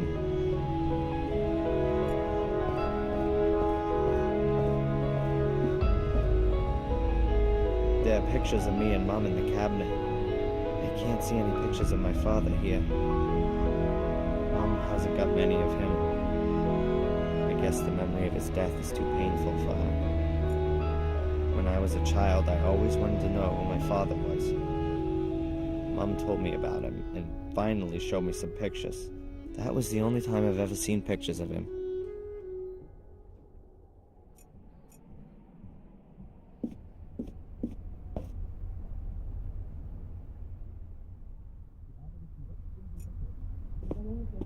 I had a shower here this morning, and Mom laid on a huge breakfast. I ate some of it, for her sake. Huh. Back at uni, I usually don't eat anything in the morning.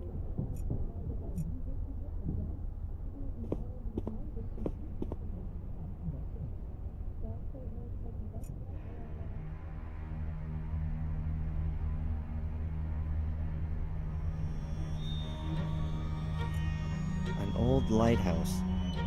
Underneath's a sign with Willow Creek written on it. Perhaps it's from the place in England where she lived. She first came to the US in her early 30s, after the accident.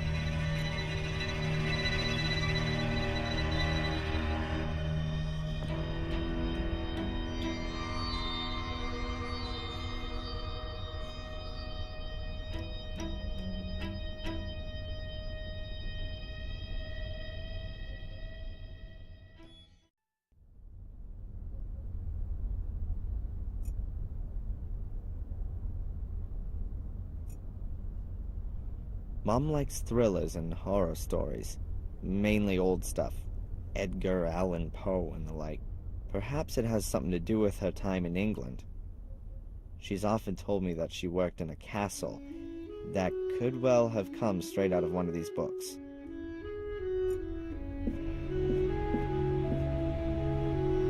There's no choice. I can't believe I've got to scrabble around in my mother's private things so the damn insurance company doesn't let her die. I mean, what are they gonna do if I can't find any proof that my mother transferred that money? Throw her out of the door in her bed? Alright, come on, Darren.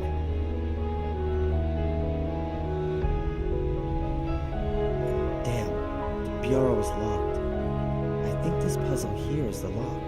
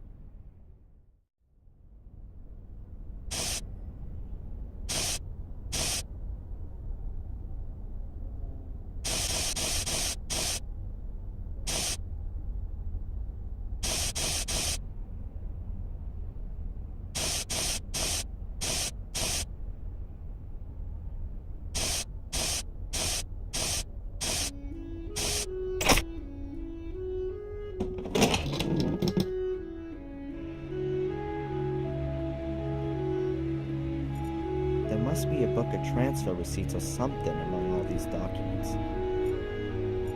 Pencils. Run-of-the-mill pencils.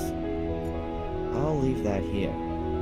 You always need a sharpener for pencils, and I can't see any here. A packet of cigarettes. Is Mom a secret smoker?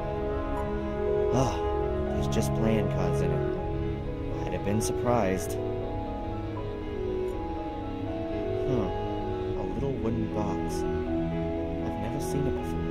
Ah, there's Mom's transfer book. That's what I was looking for. I'll take both.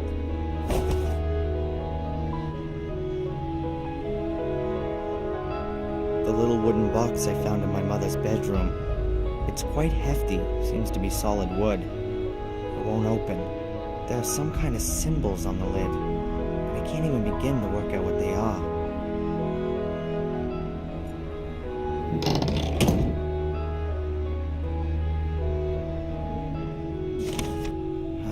I don't know about all this kind of stuff.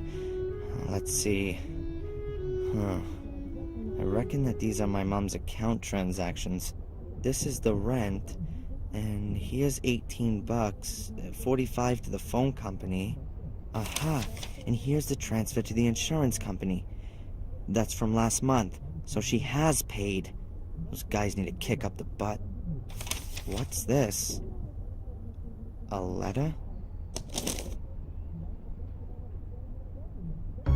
Dear Rebecca, I have received your letter and am pleased that you're well. Of course, I will furthermore send you the full amount. Your suggestion is well intended, and I wouldn't have expected anything else from you. But there's absolutely no question about your receiving any less, even if he has now left home. You have done a wonderful job, and it's now time that you did something for yourself. Enjoy your life in Maine. With love, C. Strange. The full amount. Even if he's out of the house now? What's that all about? Here's my mom receiving a fat payment from... a $1,500 transfer from a bank in England. BCW Bank, Willow Creek Branch. Willow Creek? That name's familiar. Mom used to live in England, but was it in this Willow Creek? And who is this C character? And why is he sending her money? Here it is again. And there! She seems to get the same amount every month. Seems to be practically her only source of income. I don't get it. She always told me she got a monthly injury compensation payment from insurance of the guy who caused the crash, which also killed my father. I definitely wasn't supposed to see that. Suppose it didn't really matter to me either. It's just that... It's just not like my mother to keep secrets from me. I'll ask her why she's lied to me as soon as she gets better.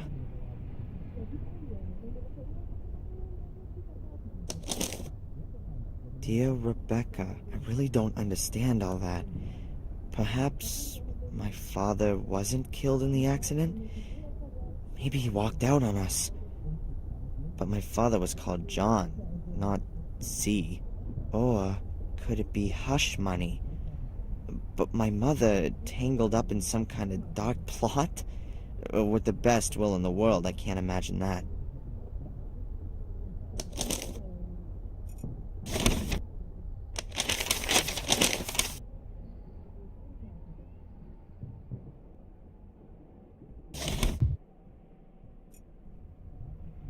I don't think I'll find anything else here. And I'm not really looking for anything else anyway.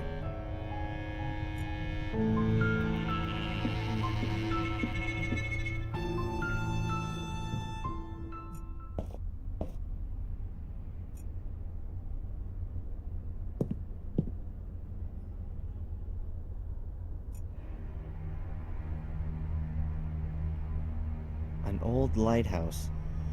Underneath's a sign with Willow Creek written on it. Willow Creek? That's the place where Mom gets money from once a month. What does that mean?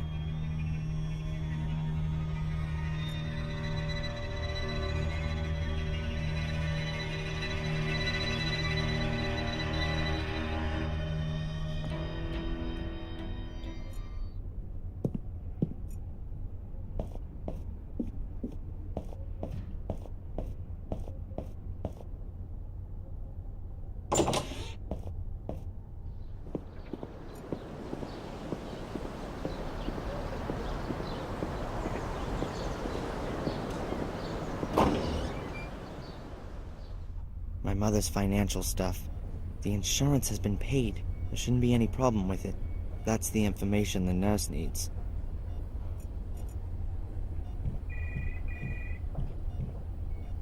I have my mother's bank transfers here. She's already paid for the damn insurance. I was thinking the same thing myself.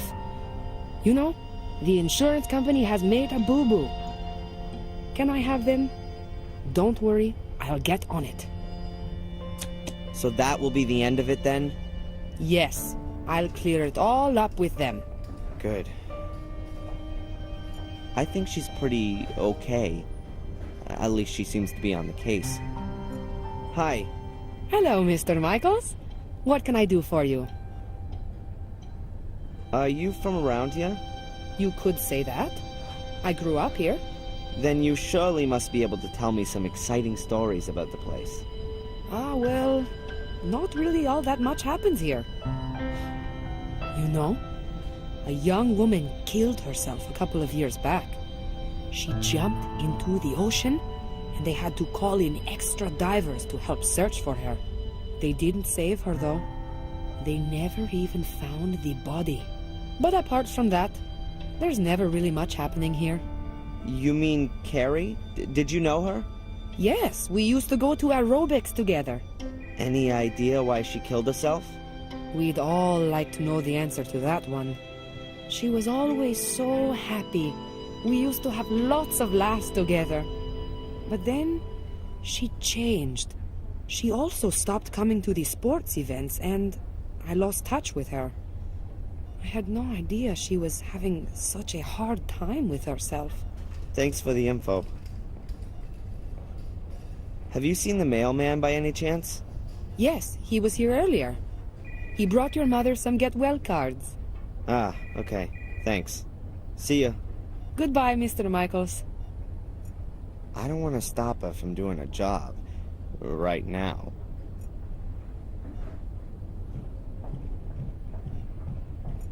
That's the way to my mother's room.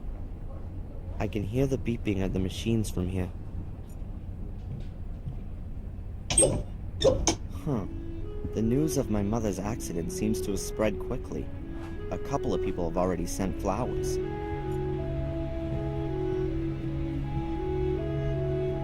So many greetings and get-well wishes. I think she's very active in the community. She's probably got a lot of new friends here. Lots of different people have sent my mother cards. This one's signed P. Huck. Wait a minute. That's the mailman. That's the card from the mailman. Get well soon. The Make Our Town Prettier committee still needs you. The mailman signed it. So now I've got a sample. I think I could forge his signature really well.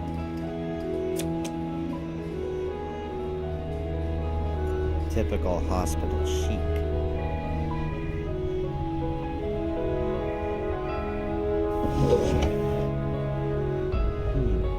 There's a little medicine bottle lying here.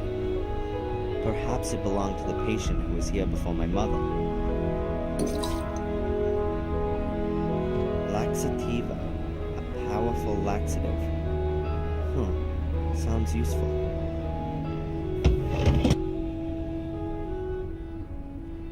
A laxative. That'll definitely come in handy sooner or later. That doesn't belong to my mom.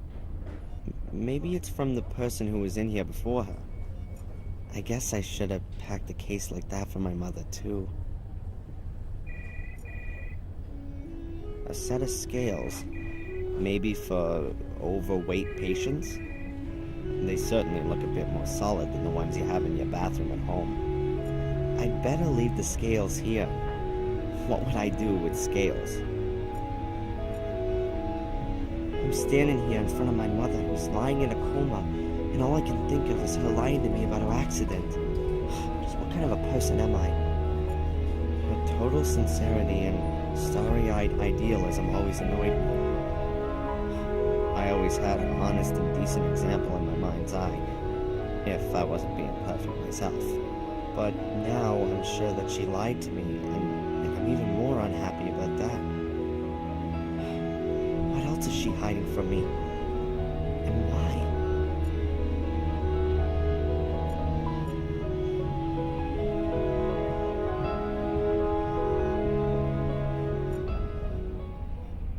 A soda machine chucks out various kinds of sugared water.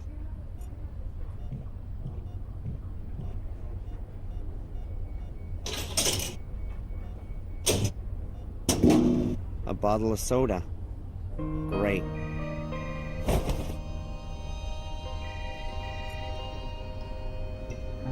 A bottle with a carbonated drink in it.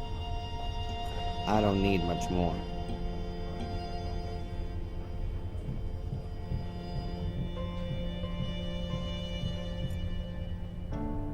I don't want to just sit here and wait for some news. I can drop by at any time and ask how she's doing.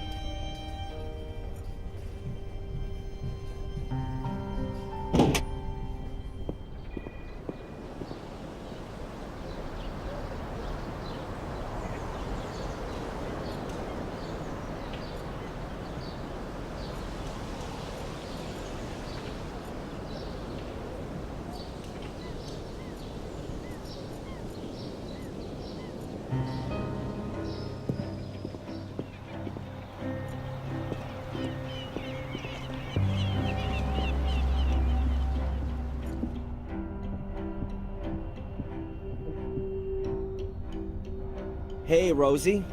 Hard at work, I see. What do you want? Along with all the tourist stuff in the mail, you're the local travel agent too, aren't you? Have you got anything about a place called Willow Creek in England? Of course we do. Take a look back there in the flyers. Thanks. Yeah. Now I wonder, there might be a mention of this Willow Creek place in these travel guides.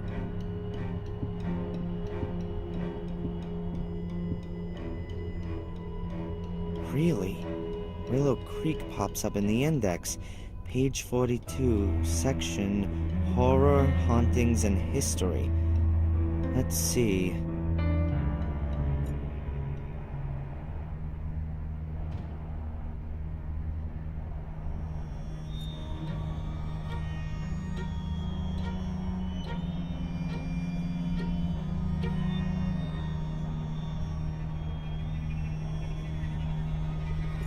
There it is.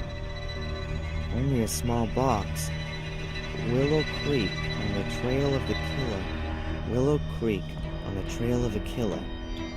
Fans of the macabre will certainly get their money's worth in Willow Creek, for in this sleepy little English town is where you can wander in the footsteps of Samuel Gordon, the Worcestershire Ripper, the scion of one of England's oldest families. The Gordon's castle lies close to the town, but is unfortunately not open for guided tours. Murdered 5 people in 1981. Among these was Victor Valley, who was just 12 years old. The Willow Creek Museum awaits the horror-friendly visitor with a permanent display relating to the murders, as well as guided tours from April through to October. Charming little town. And from this horror resort is where my mom gets her monthly payments. Wonderful. I don't want to read that again.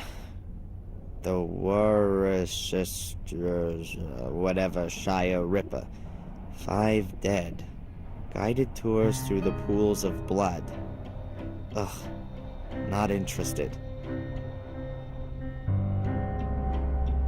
card for my mother from Puck, the mailman. He signed the card, too. Rosie would definitely see if I forged the signature here.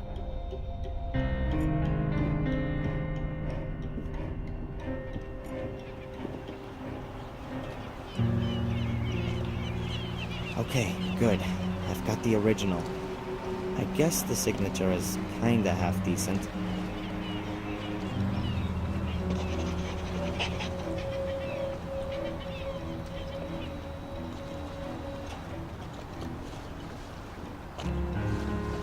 The note's filled out, and it's got the mailman's signature on it. Well, my version, that is. I ought to get a package with it for sure.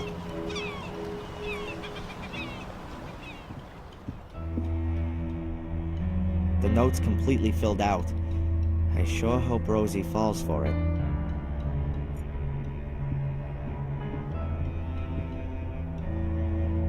Hey, Rosie. Hard at work, I see. What do you want? I wanted to pick up Fuller's package with the photo paper. Note, please. So how did you manage to scare up the old fart? Yeah, I bumped into him in the town. You were lucky. Here, Fuller's photo paper. Much obliged.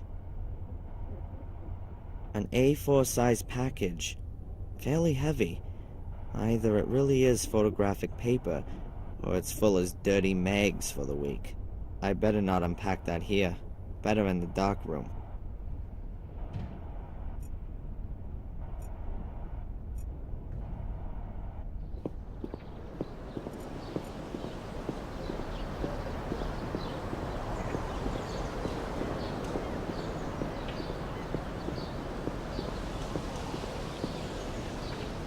There's a notice hanging on the door. Back soon. Locked. But I bet that Fuller hasn't checked the back door.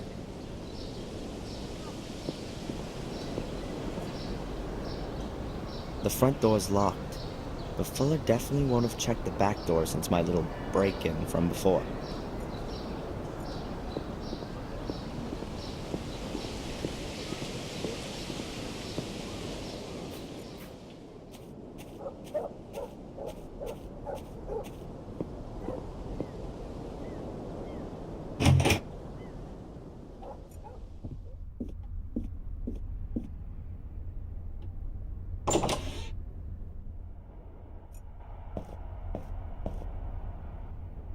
That's just the tripod. Of course, Fuller took his camera with him to the photo shoot with that bimbo. I just hope he left the film here. If he did, it might be in the safe in his office.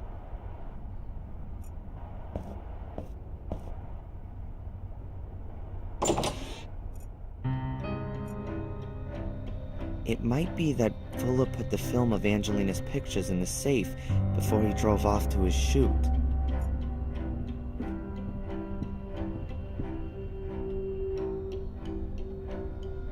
The safe is locked.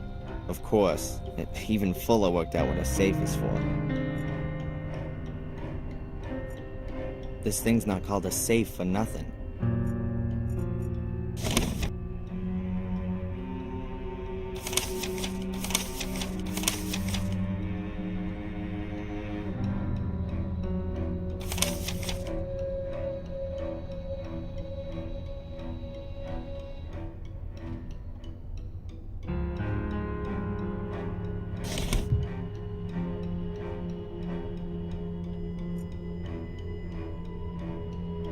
Alright, let's see. Okay, I know I need to enter 5 numbers. I should be able to hear if the lock clicks into place with the stethoscope. When it does, then you need to turn it in the other direction afterwards. But I need to get a move on. Fuller's had a clock built into it, so there's a time limit.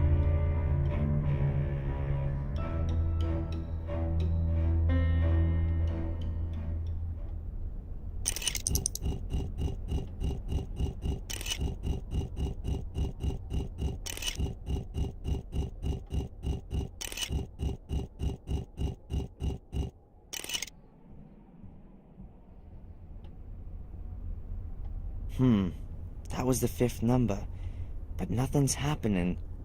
The combination must be wrong. From the beginning again. The first number... Alright, let's see. Okay, I know I need to enter 5 numbers. I should be able to hear if the lock clicks into place with the stethoscope. When it does, then you need to turn it in the other direction afterwards. But I need to get a move on. Fuller's had a clock built into it, so there's a time limit.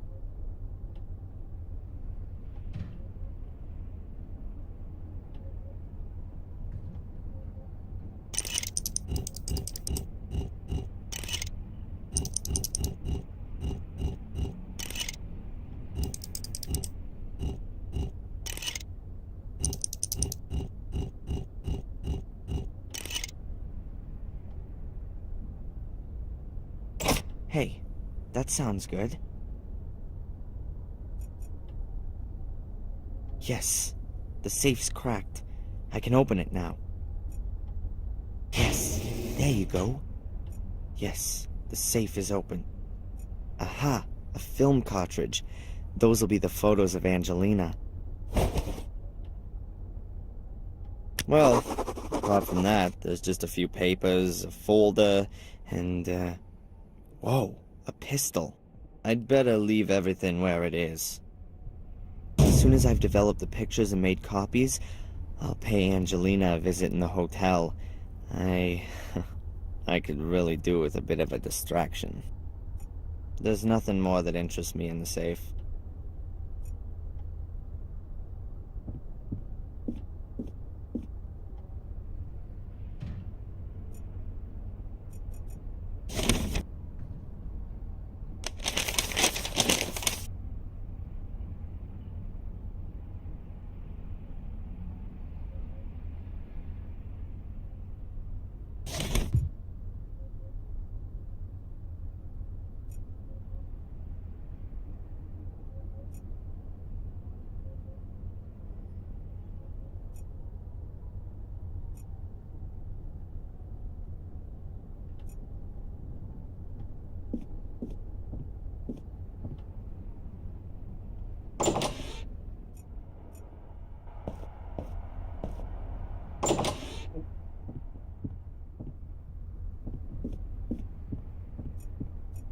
The screen is fixed firmly to the wall. It's glued to a wooden pole at the bottom that's held to the wall with 2 clips. Fuller's secret door's behind it. I can't just rip up the screen. Fuller would notice immediately. But the screen can be pushed up out of the way. I just have to open these clips somehow. Some photo of a beach and an ocean. There are millions of pictures like this. They all look the same somehow.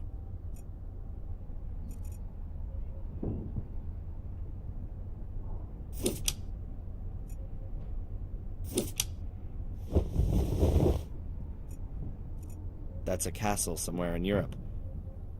Disney used it as the model for his Cinderella castle.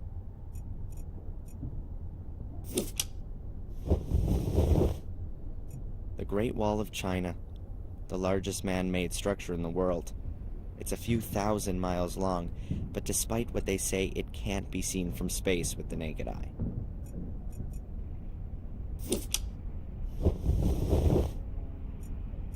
Monument Valley in Utah. Obviously the Wild West ever since John Ford made those films of his. Now, where's John Wayne riding his stallion into the sunset?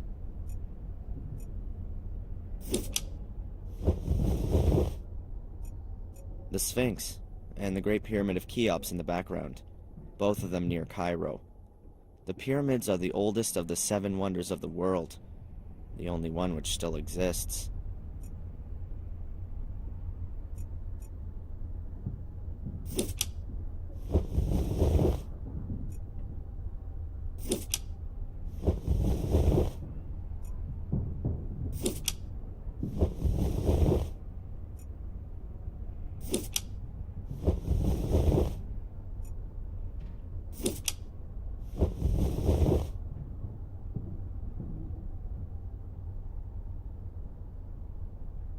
That's got it. The clips are off and the screen's gone up. A heavy metal door. You can see quite clearly that it's been set into the wall at some later date. I have to ask myself just what Fuller's hiding behind there. It can't be anything good. No chance. There's nothing moving here. I guess I have to type in the correct number into the numeric pad. No, it has to be some kind of mechanism, not a secret stash place. If I used a crowbar on it, I'd only wreck it. This place in the floor has definitely got something to do with Fuller's secret door. But right now I've got more important things to do than snoop around after Fuller.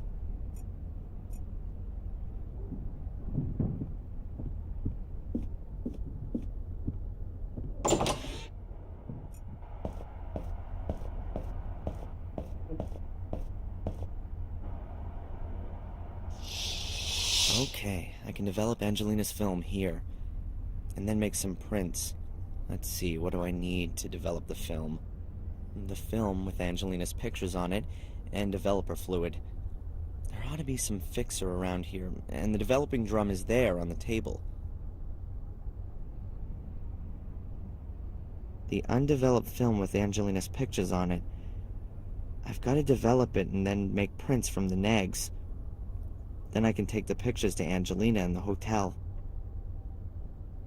A small container of photo developer from Fuller's basement. It's full to the brim.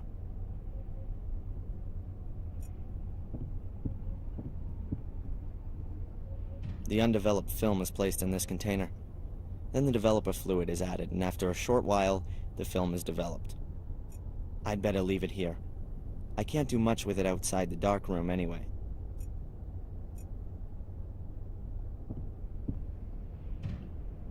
That's a photo enlarger. You put the developed film in the top and then lay a sheet of photo paper on the table below. The picture is projected onto the sheet and so exposes the paper at the same time. Basically, it's just a powerful lamp with a lens in front of it. A bit like a slide projector, or something similar.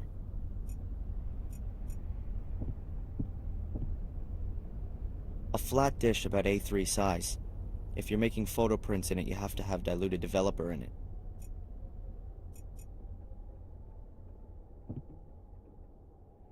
The dish for the water bath. After the picture becomes visible in the developer bath, the development process is stopped in the water bath. That's the dish for the stop bath.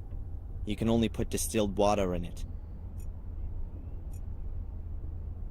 A completely normal waste bin. I'll make a note of that in case I want to throw anything away. An A4 size package. Fairly heavy. Either it really is photographic paper, or it's full as dirty mags for the week. It's still too light here. I'll put the light out when I start with the film development. There's a heavy curtain in front of the door to the sales area. This stops light getting into the darkroom, even if the door is open.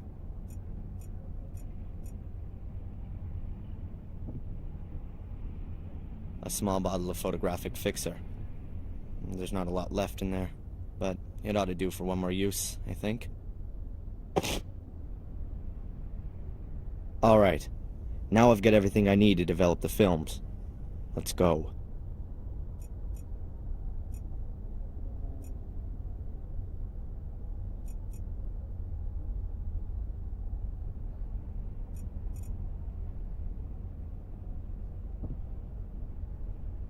First, I have to develop the film before I can fix it.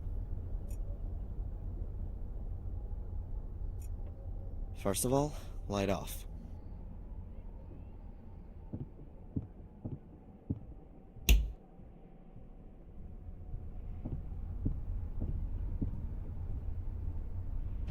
The film is in the developing drum. The developer's still missing. The film is in the container. I made sure that it wasn't too tightly rolled so that the film is in the container. I made sure that it wasn't too tightly rolled so that the developer fluid can reach all parts of the film's surface.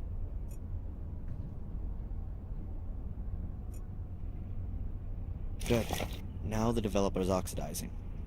It gives off electrons, which are then picked up by the silver ions in the light-sensitive layer of the film. The more light that falls on a location, the stronger the reaction, and so the place then turns darker.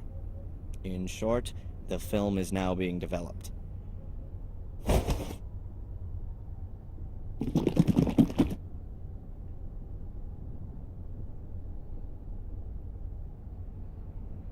Okay, I guess the film has to be developed now.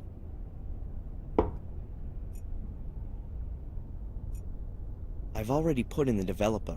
Any more would be too much. I've got to sort out the film first. I've only got one chance to develop it. If it stays too long in the developer bath, then it'll be ruined. The film must have developed by now. Now I can empty out the developer. So, that ought to do it. I'll pour out the developer.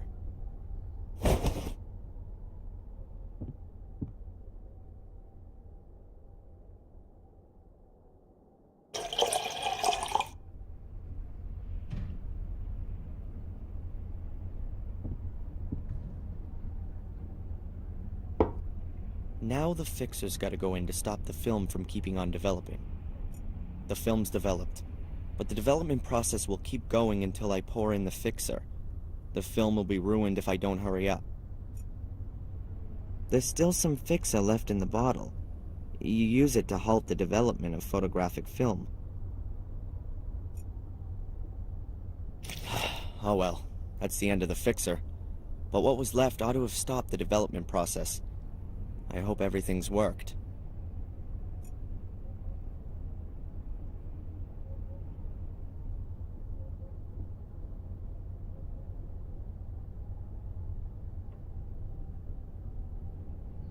So far, so good.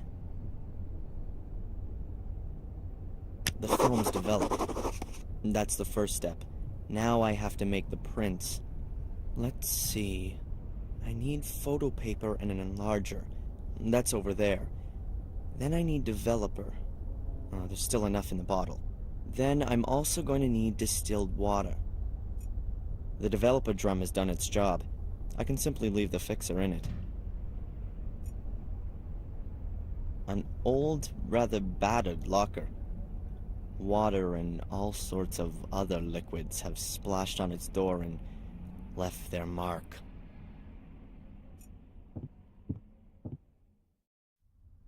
Ah, there's a bottle of distilled water. I'm gonna need that if I'm gonna make pictures from Angelina's film. Good. Now I've got everything I need to make prints of the photos.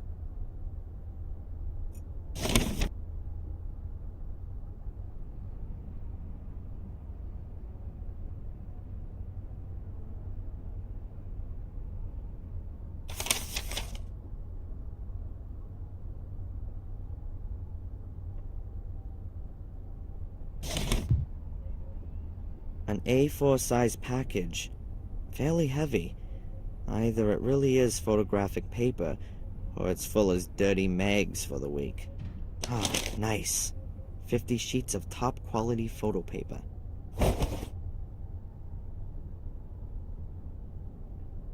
I can unpack the paper here under the red light.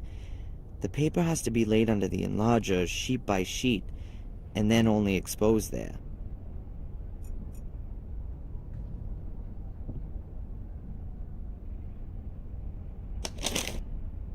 The sheet is lying in the frame. The distance of the lens from the paper seems fine for the picture to be projected properly. The paper's ready. Now it's just the film that's missing. I have to put that in the top, then I can expose the paper. So far, so good. Now I need to make the prints.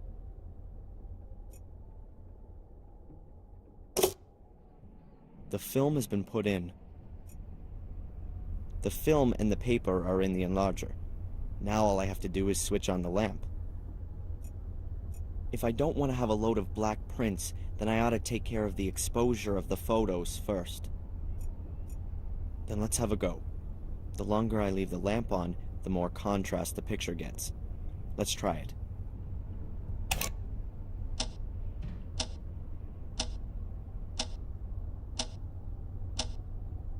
Maybe the pictures had enough exposure. Okay, I think that's enough time.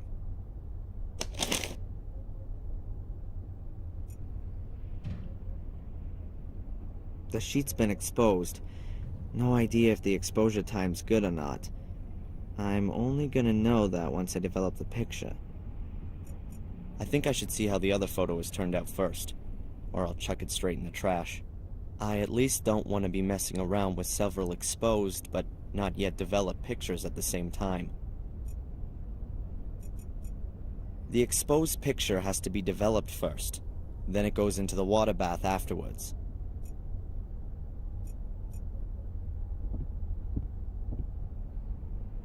That's not gonna do a damn thing putting an exposed piece of paper into an empty dish.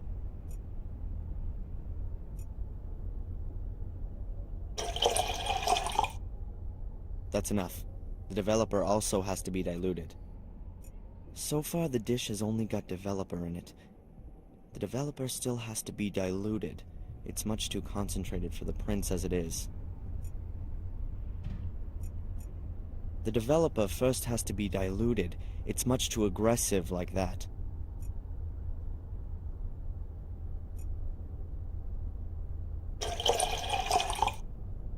Great. Just as it should be. A dish with about half an inch of diluted developer. No, the mix is good as it stands. No, the dilution's fine. A bath of diluted developer. I have to lay the exposed paper in the bath until the picture becomes visible. The longer I leave the picture in the developer, the darker it'll get.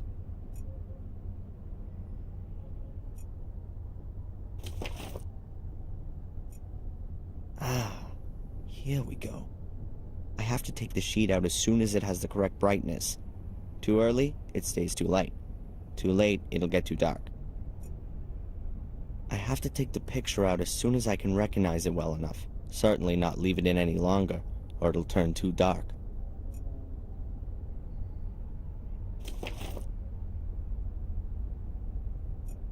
The photo's exposed and developed.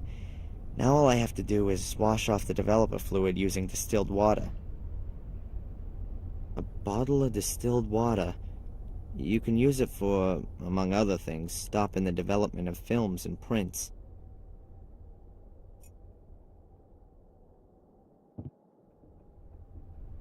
The photo has to go into the distilled water as quickly as possible. The dish here is empty.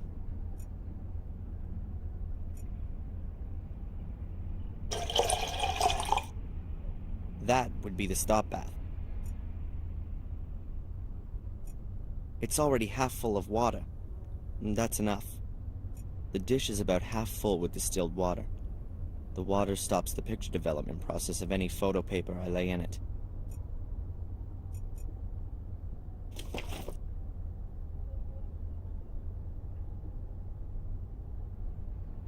The picture's got too much contrast and is too dark.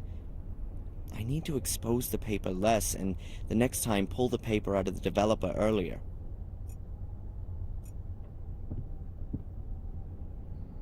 I could turn the lamp on now, but that's not going to do too much if there isn't any paper below the lens.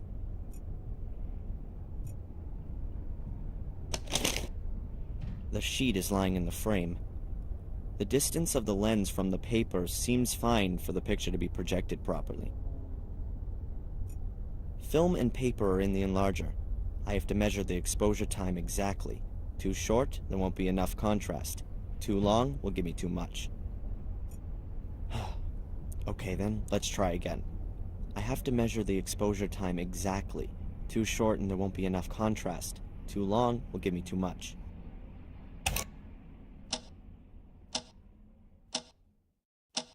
Okay, I think that's enough time.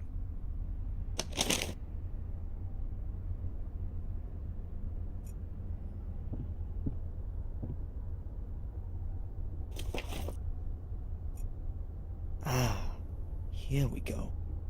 I have to take the sheet out as soon as it has the correct brightness. Too early, it stays too light. Too late, it'll get too dark.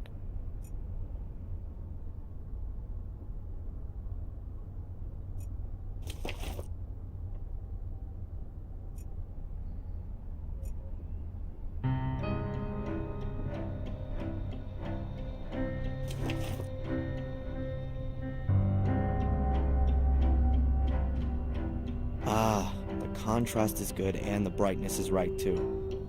But the picture itself is garbage. I can't do much about that. Maybe some of the other pictures are better. Well, at least the exposure and development times seem to be right. I'll try it again. The picture's developed well, but the focus isn't all that sharp, and the framing's garbage. There's not all that much you can do in the development process when the guy who took the shot was a dork.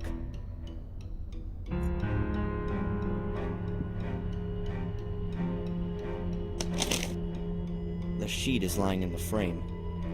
The distance of the lens from the paper seems fine for the picture to be projected properly. Okay then, let's try again. I have to measure the exposure time exactly. Too short and there won't be enough contrast. Too long will give me too much.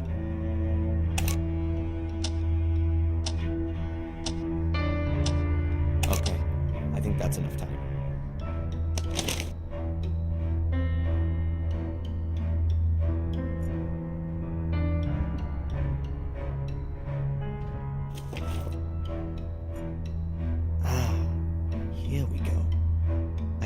The sheet out as soon as it has the correct brightness. Too early, it stays too light. Too late, it'll get too dark.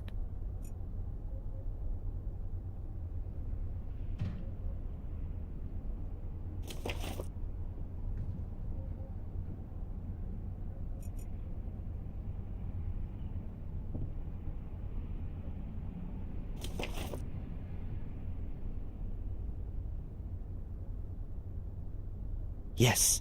I've really got it now. Brightness and contrast are correct. If Fuller only had any idea about photography, then maybe even the picture would be good too. Maybe the next one. This could well take some time. 36 pictures and not one of them actually any good.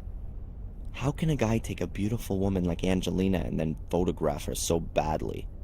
But I can't do much about that. The pics have been snapped and I gotta take them to her at the hotel. At least I get to see her again.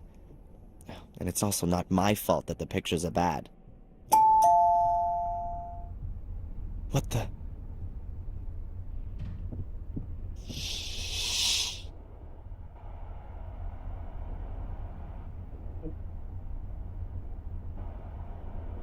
Mrs. Biba?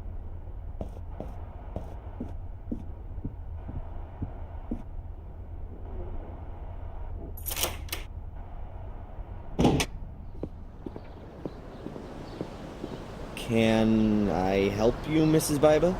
Oh. What are you doing here? I thought you quit. Yes. Yes, I have. I'm just picking up my stuff. Oh. Right. Is Fuller there? No, not at the moment. Then, can you give him this? Give it to him personally. As soon as he gets back. I gotta go.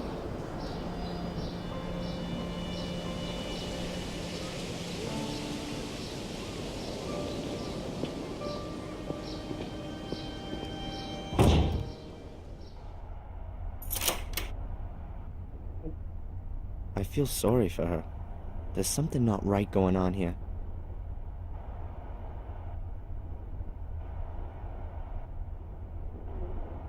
Could it help me get one over on Fuller? Huh. But I can't put Mrs. Biba in danger. She gives the impression she can't take much more.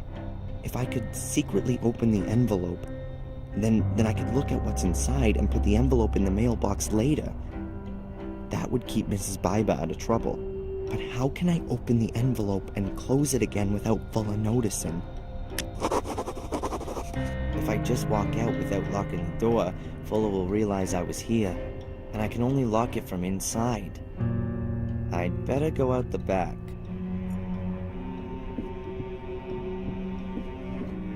I've already developed Angelina's photos. I'd better get out of here before Fuller catches me.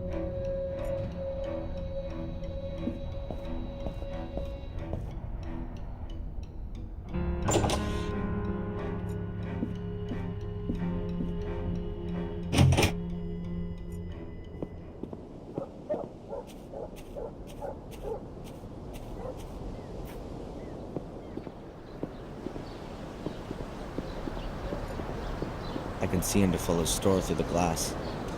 Man, I hate this place.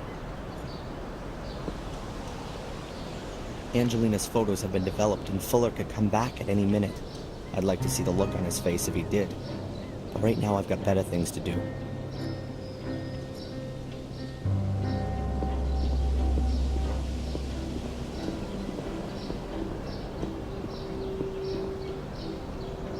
An unbelievable mess of old guns and swords, uniforms, ships, bells, radios.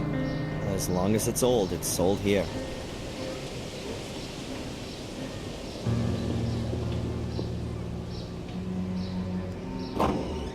Well, come on. Come on in. Take a look around. Buy something.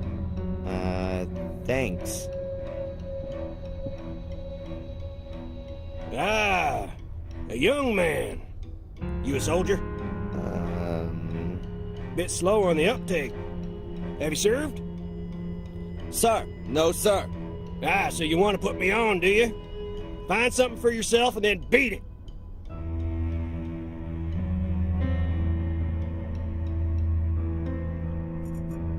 The junk shop owner. He appears to be blind. Maybe he's just putting it on. That would fit with the cliche.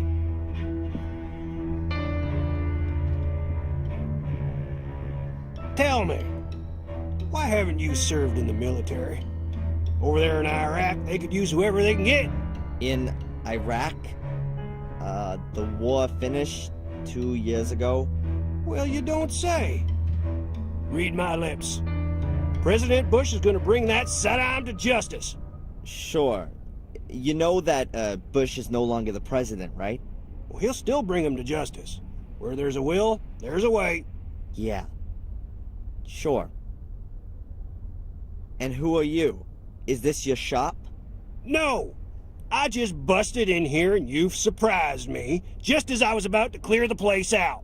Oh, how amusing. How long you been waiting to roll that one out? Your generation lacks respect for its elders. I fought for you to live here. I spilt my blood for you. And I'll pay your pension. So we're quits, Mr. Edward D. Warren. Ed for short. Or Eddie to my friends. Hello, Eddie. I'm Darren. Nice shop you got here. In my time, it wasn't customary to speak to older folks using their first name. But we're living in my time now, aren't we, Ed? I think you should find whatever it is you're after, and then scram. Just like I thought. Play the good citizen, but still chase after every dollar, like the devil chases souls. A cupboard full of lots of different things. Books, a record player, boxes, measuring instruments. You want to buy something? I'll have a look around first. Looks like a slide projector from here. Correct. There are 3 bottles on the shelf. I guess it's hard liquor. Bourbon. I don't want to get drunk. I guess those are Eddie's badges from his time in the army. You got that right, boy.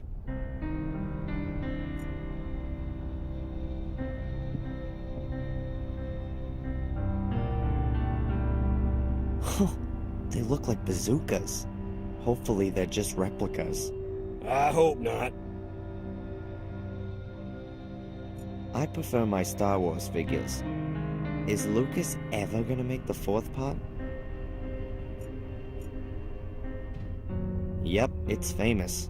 I've seen this picture hundreds of times before. Shelves of useless junk. If you're just gonna bitch, then get lost. An old radio. Looks like a piece of pro equipment. Are you a radio hobbyist? Radio hobbyist? You mean one of those idiots who thinks it's neato mosquito when they have another idiot on the air who only lives 2 blocks away? I was a wireless operator with the Hells Devils, 8th Infantry Regiment of the 4th U.S. Infantry Division. I was there in North Africa, and in Sicily, then in Normandy on Utah Beach. I was wounded on the Rhine. That was my eyes. And I got a Purple Heart for it all. And so, are you still a radio guy or not? I'm keeping the tradition alive. I talk to old buddies real regular. Can reach 'em anywhere. I'd say I'm kind of an expert. Keep my things in good working order. Always prepared. Ah, okay. Good to know. I bet that's an original radio set from the Second World War. It definitely doesn't look much newer. Perhaps Eddie picked it up somewhere in the Second World War.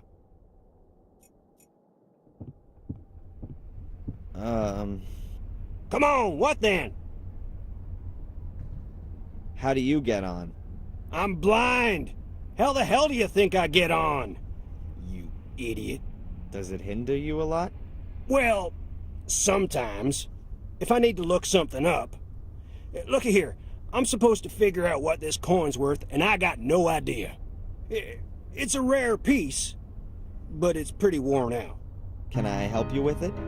Oh, sure, kid. If you think I'll fall for that, I give you the coin, you run out the door like a punk. I ain't stupid. Yeah. Do you know Fuller?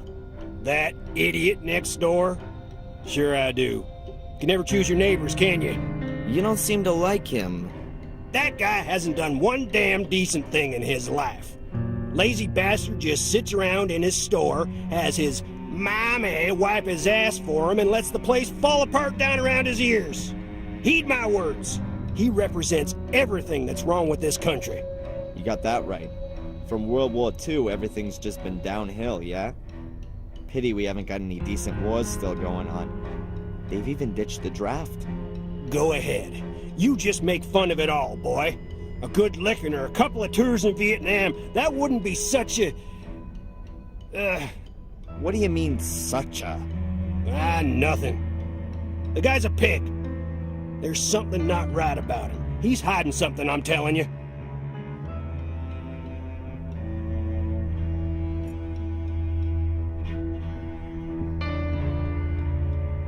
A pair of wire cutters for cutting cable. I'd like to buy these wire cutters. $2. What? You don't want to negotiate? You got too much dough, right? You got it coming out of your ears. Never worked a hard day in your life, and you got no idea on the value of $1, I bet. $2 is $2. In your time, it might have been a meal out and a movie for two. For me, it's half a burger. Be happy that you can just buy a burger like that. There ain't many beef farmers left. All that imported stuff from the third world has screwed up the prices.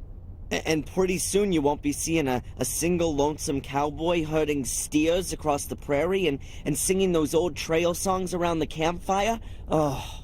Yeah. Typical youth humor.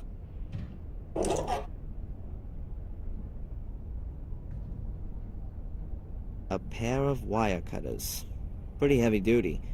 Not the latest model, but I'd say they'll do the job.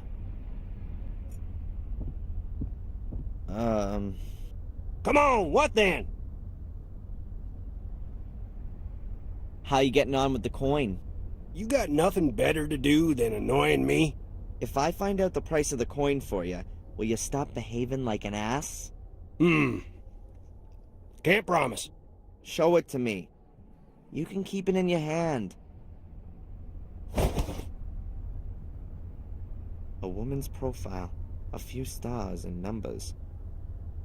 Have you got something like a coin catalog? Yep, it's on the counter.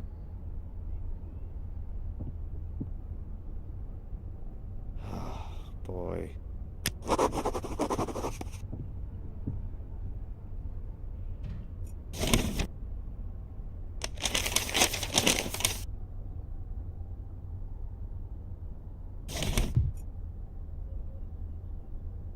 An old gold coin. If that's actually real gold, that is... I can see the side street outside. On the inside is a sign that says, "Come back soon." Stop! Long as you got that coin, you stay right here.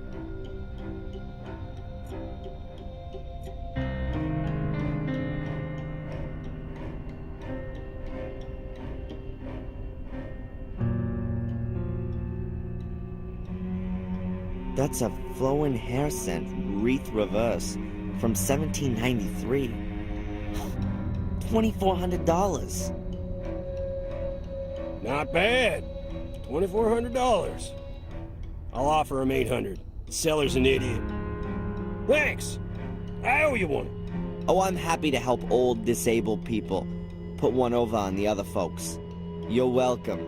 Perhaps, you could do me another favor right away. I, lost my cane. You've done what? How can you lose a cane? Not how you think. I was playing poker and, had a slam dunk hand. But how could I know that that idiot from the hotel had a straight flush?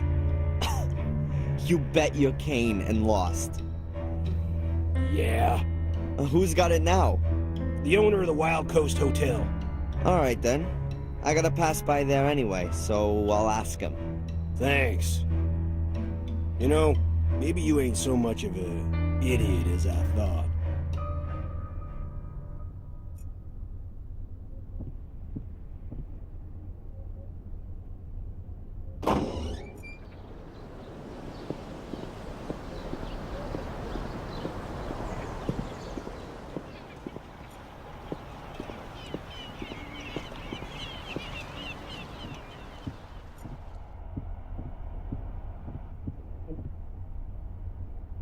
Hey, Rosie.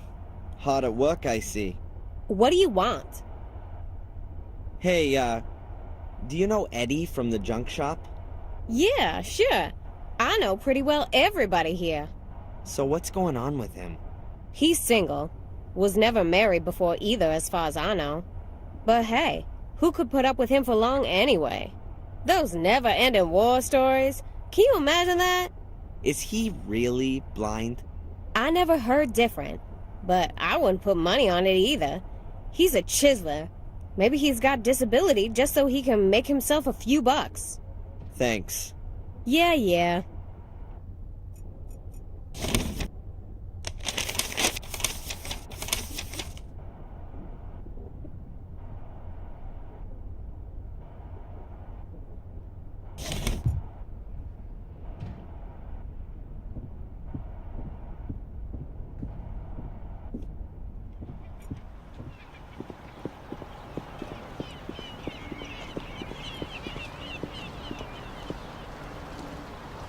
Back there's where the harbor ends and the coast begins. Over there is the hotel where Angelina's been staying.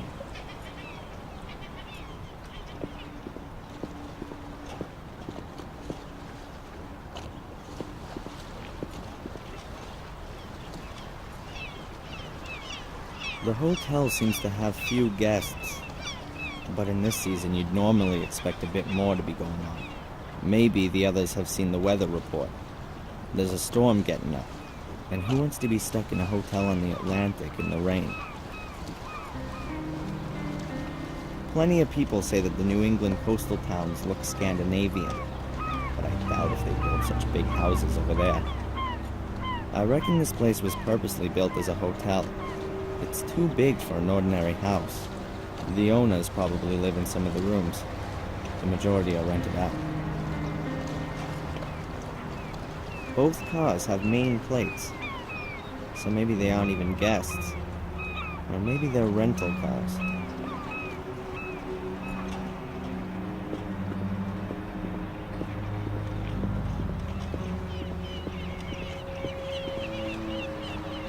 The back room seems to be an office.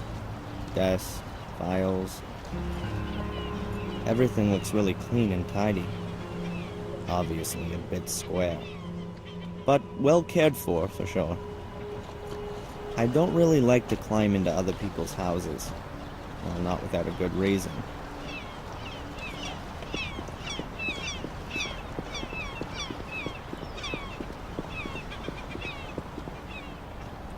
Looks very cozy.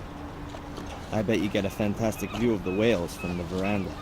But you know, That reminds me of my favorite film, Whales of August. That genius Vincent Price. In a really unusual role. A path which leads to the harbor. Of course, there's also a street higher up. But I'd rather walk by the ocean.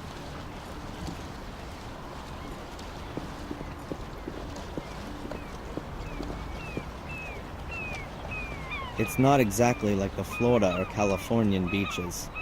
The water here is way too cold to swim in it for long. I'm not climbing down there without a good reason.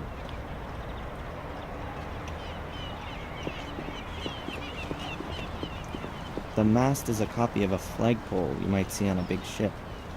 You often get stormy weather coming off the Atlantic, along with powerful gusts of wind. If the hotel owner ain't quick, he can go look for his flags in Canada. Nothing to find.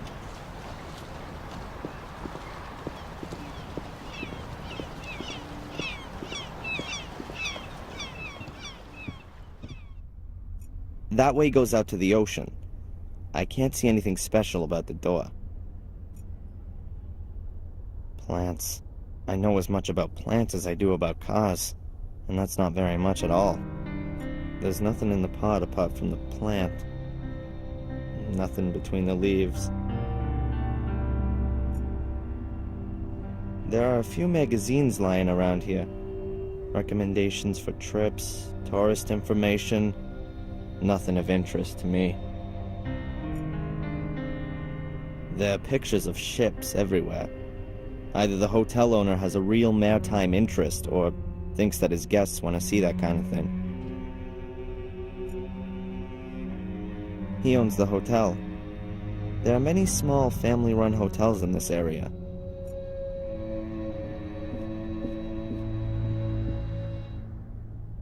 Excuse me. Yes, please? I've heard that you have poker games here every now and again. Could I maybe sit in on a game? I ask you, please. This is a respectable hotel. We don't condone illegal gambling.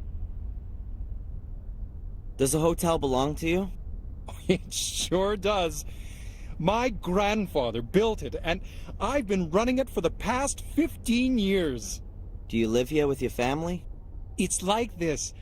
The guests value the quiet family atmosphere here. It really is something quite special to stay in a small, family-run hotel. I can't bear those awful tower block hotels in the holiday resorts. And at some point your children will take over the running of it? Yes, I hope so. My daughter's studying to be a hotelier in Switzerland. I only hope that our hotel here doesn't end up being too small and provincial for her. My son, he's got rather different interests. What's he doing then? Now, he's a musician. Really? Yes. He even thinks he can make a living out of it. Some people live very nicely from it. What does he play? He plays an electric bass in a band. I think it's called punk rock. And you're worried about that?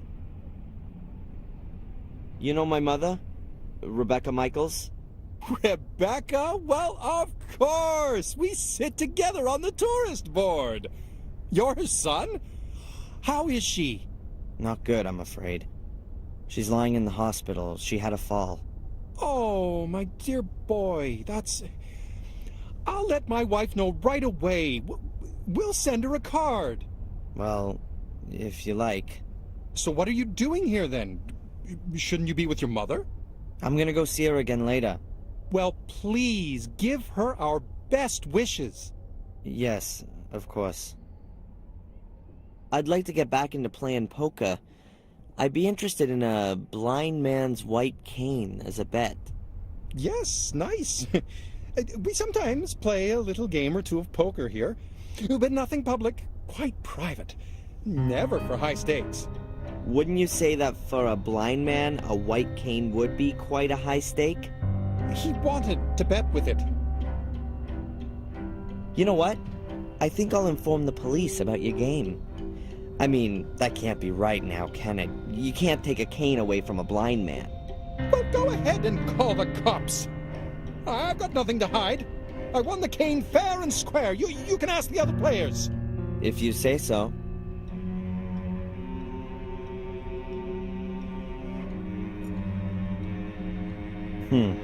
A private sign hangs on the door.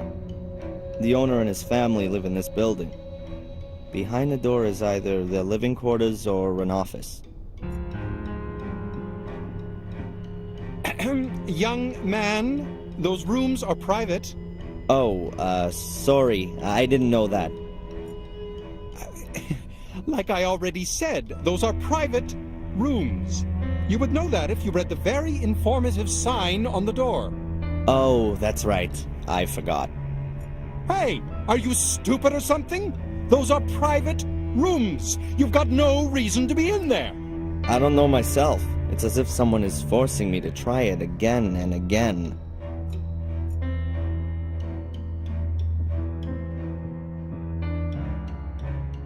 Excuse me. Yes, please? So what was that again about the fair and square win in an illegal gambling game in a respected local hotel? What would Rosie think if I told her about it? What would other people think, in fact? Taking the cane from a blind man. What a devious, slimy character you are. No, please, don't do that. I am sorry. I really didn't want the cane, you know. Eddie just didn't have any more dough with him, and he threw it in as a guarantee. How much did he stake on it, then? Oh, it's not worth talking about. What's $100 anyway? You seeing him today? I could give you the cane. Give him my best, and tell him he can consider it a gift from a good old friend. Well, great. I'll take it with me and pass it on to Eddie, then. And give your mother my best when she wakes up. Yeah. I don't want to talk to him at the moment. There's room for 12 keys on the keyboard, but only a few are hanging on it. There are probably no more than 8 rooms here. A carpeted staircase leads up to a gallery. Leading from the gallery are about half a dozen doors.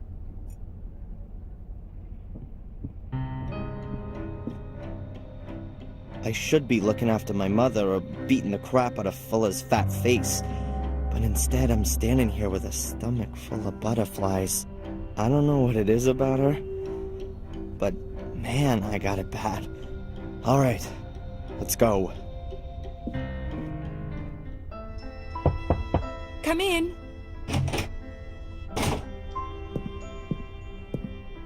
Hello, Angelina. Have I come at a bad time? No, come in. I've got the pictures with me. Here. Oh, great. To be honest, it's anything other than great. The wrong lighting, pathetic composition. Fuller has really no idea what he's doing. I thought that might be the case. I'm sure they would have been better if you'd taken them. How would you take my picture? Well, your face should, well, Just do it. Huh? Don't tell me that you, the would-be star photographer, haven't got a camera with you. Sure, of course. Come on, then. I still need a present for my parents' wedding anniversary. Very nice. The light is perfect. Have you been living here long? Oh, I don't live here at all. I study in Boston. My mom just bought a house here a few months ago. What brings you here? Look over that way. Yeah, like that. Are you an actress or something like that? You got it. I'm a famous English actress on my way to Hollywood. No, but seriously. I study literature and history in England. I'm interested in English immigrants in America. Their aspirations, their dreams, their reality. Wow, that's interesting. If you say so.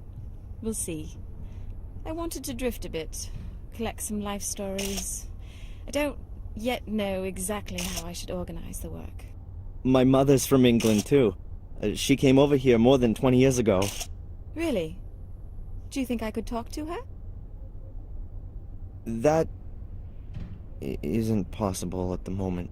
That's a very pretty bracelet. Oh, thank you. I got it from my grandmother. She was always there for me. Unfortunately, she died last year. Oh, I'm sorry about that. Thanks, but you don't need to be. She was very ill at the end, you know? It was a relief for her. She gave me this bracelet shortly before she died. I'm sure you'll find it silly, but I always have the feeling that she's near me and looks after me. Perhaps we could do a few more special pictures for your portfolio. I always wanted to have a few photos of myself as a model. Oh, sure. I don't know, what did you have in mind?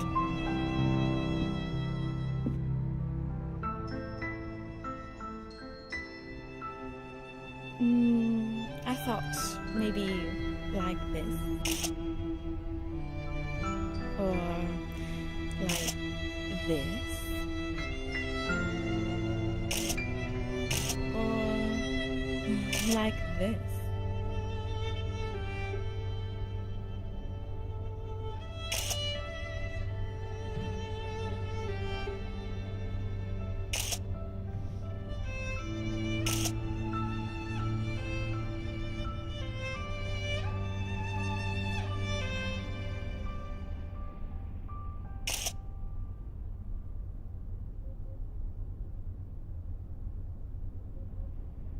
That's it.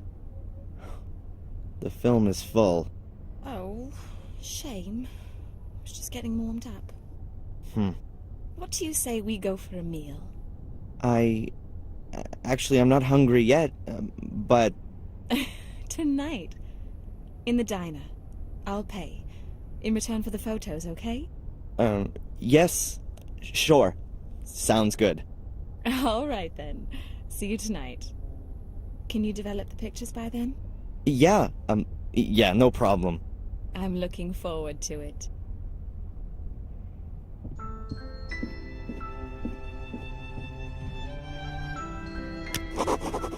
Jeez. That was certainly something. Yes, Miss Angelina Morgan has a room here. Would you like to leave her a message, or would you like to go up? How many nights has she booked? Damn, no more pictures on the film. I'm sorry, sir, but you'll have to ask Miss Morgan herself. I can't. All right. Brown comb-back hair, long straight nose, eyes close together. Which room is she in, then? I'll inform her that you're here. Mr... That won't be necessary. I'll come back later. Thin lips, sallow skin, angular face, pointed chin. But please, don't tell her I was here. It's supposed to be a surprise.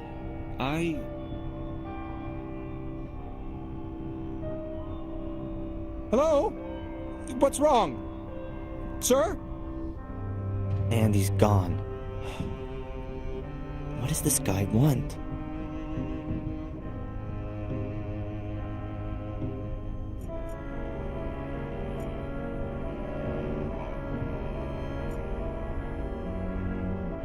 There are pictures of Angelina on the film and the camera.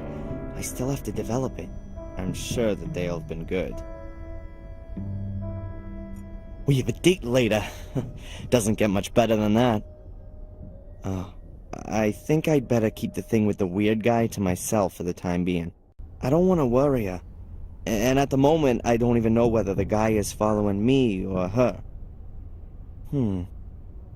Perhaps I'll tell her about it this evening.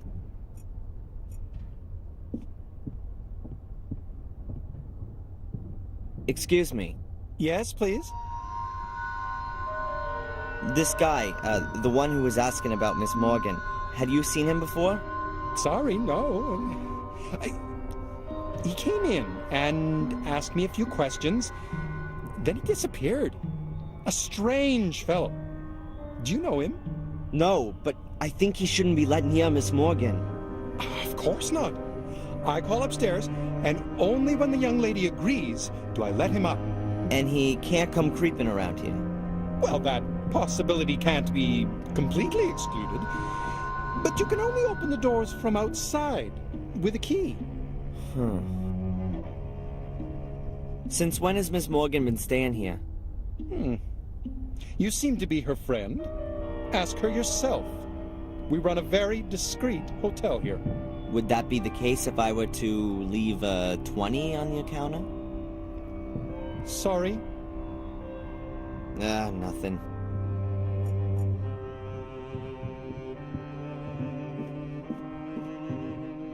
Well, great. I need to develop the pictures before my date, but I can't get into Fuller's darkroom anymore. So I'll have to get by with just domestic items. Mom's bathroom will make a great substitute darkroom. I've still got the remains of the photo paper. And I've got developer. I need a red light, 2 flat dishes, and a little acid to use as a fixer. And something to do the exposing with. A projector, for example. I'll write everything down so I don't forget anything. And I still gotta secretly open Mrs. Biber's letter and then deliver it to her later. What a day. Eddie's white cane. I had to get it back to him. It's no use to me.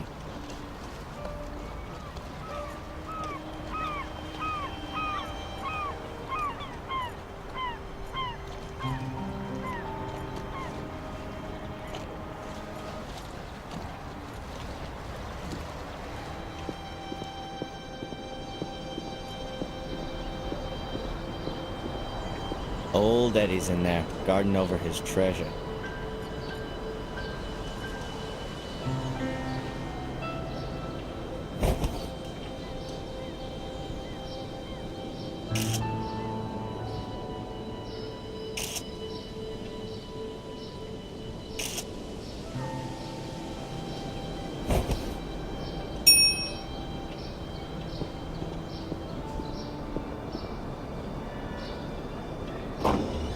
Come on in.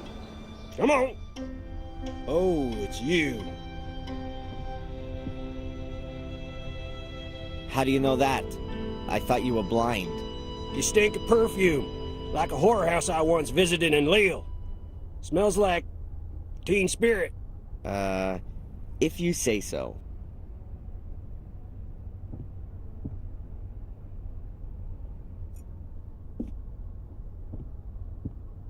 There was something else. Well, spit it out. What do you want? About the slide projector. It ain't for sale. I don't want to buy it. I just need it for a while. I want to borrow it. Borrow? Oh, and I get it back in bits, huh? Come on, Eddie. I helped you with the coin, and you're gonna make a lot on that. My blind man's cane is much more important to me. So, if I get you the cane, can I borrow the projector? All right, then. Your blind man's cane. Well, thanks. You know, you're smarter than you sound. Best put it by the door.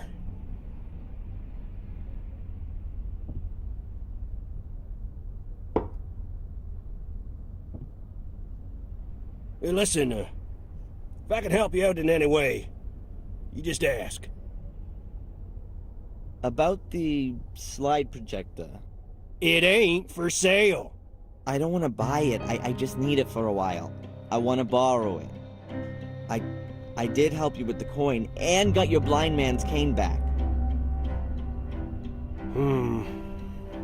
That's true.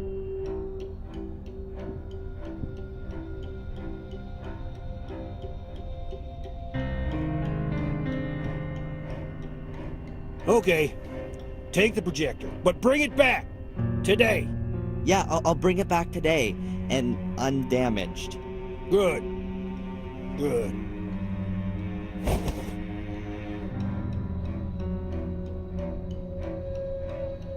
So, what's life like here in Biddeford? You're not from around here? No. I go to college in Boston. Oh, Oh, so you're an intellectual then? Some sort of desk guy, an egghead who just talks clever all day? No, I'm... Then you're the artistic type. Some depressive junkie? You're fixing your problems with a self-help group, right? No, I'm studying physics. Well, we sure need that stuff. So what brings you here? I'm visiting my mother over the semester vacation. She's been living here a few months now. Rebecca Michaels? Oh, well, nice to meet you, Rebecca. Oh, man. You know my mother by any chance? Nope. I don't get out much. What's she doing here? Fresh sea air and all that? You could say that, yeah. A quiet place to retire. My mother's in the hospital here. And? Do you think she'll be in good hands there? Well, is she sick? She won't be in bad hands if she's in a hospital. No, I meant, are the doctors here any good? Well, how should I know? Do you think just 'cause I'm old I run off to the doctor and complain every day? I haven't been to see no quack in years. I was fit as a fiddle. Yeah. People were made of better, stronger stuff in the past, right? Yeah. Get to my age and then we'll talk about it.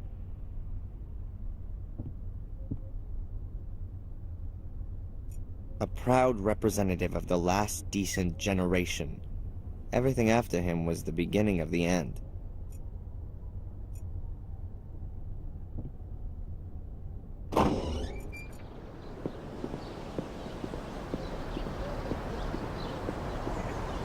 Fuller's back. And if it was down to me, I'd never enter this store again.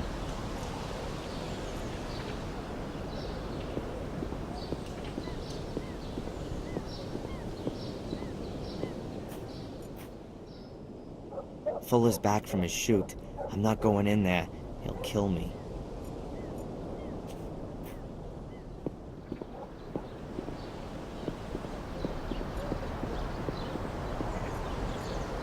First, I want to see what's in the envelope. Then, if I'm lucky, I can use it to pull one over on Fuller. The letter's about 1/4 of an inch thick and quite rigid. The tab is stuck down. I need to open it without anyone being able to tell.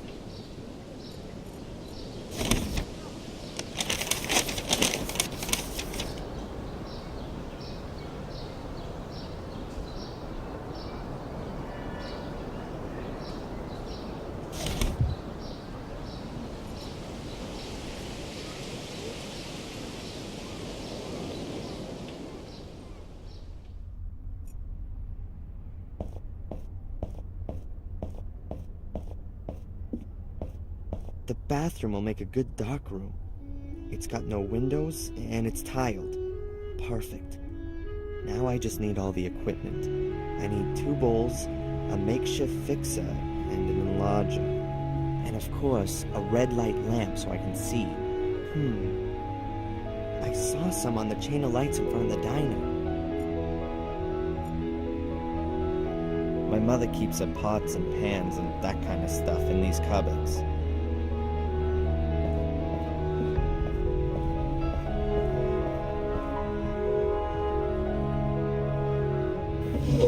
Somewhere here there was... Aha! A flat dish. Exactly what I need to develop the pictures.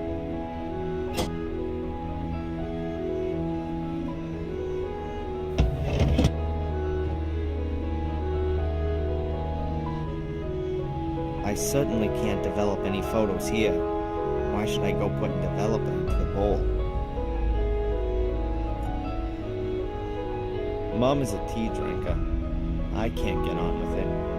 Warm water with a somewhat dubious taste isn't my thing. That's where Mom indulged herself. We had an ancient wood-burning stove at home that she used to cook on. She always said it reminded her of her time as a cook back in England. If I switch the stove on, then it's definitely not going to do the empty kettle much good. Mom would never forgive me. Being a cook, she was always very fussy about those things.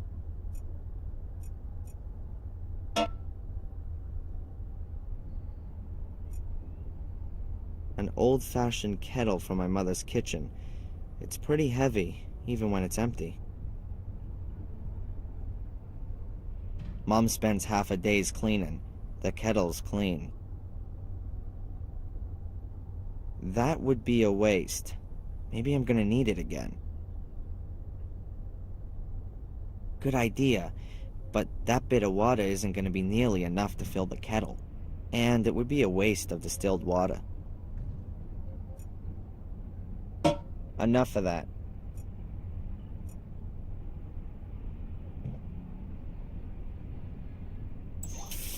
Oh my god, there really is running water here.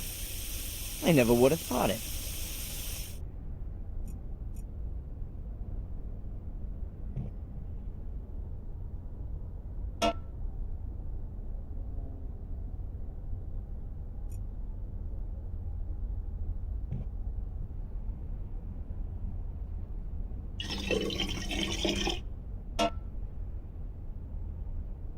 The kettle's full. The kettle's already full of water. There's no room for any more.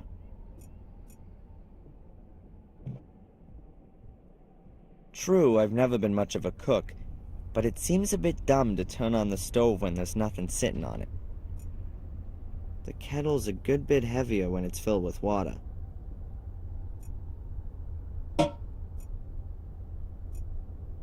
The kettle's full.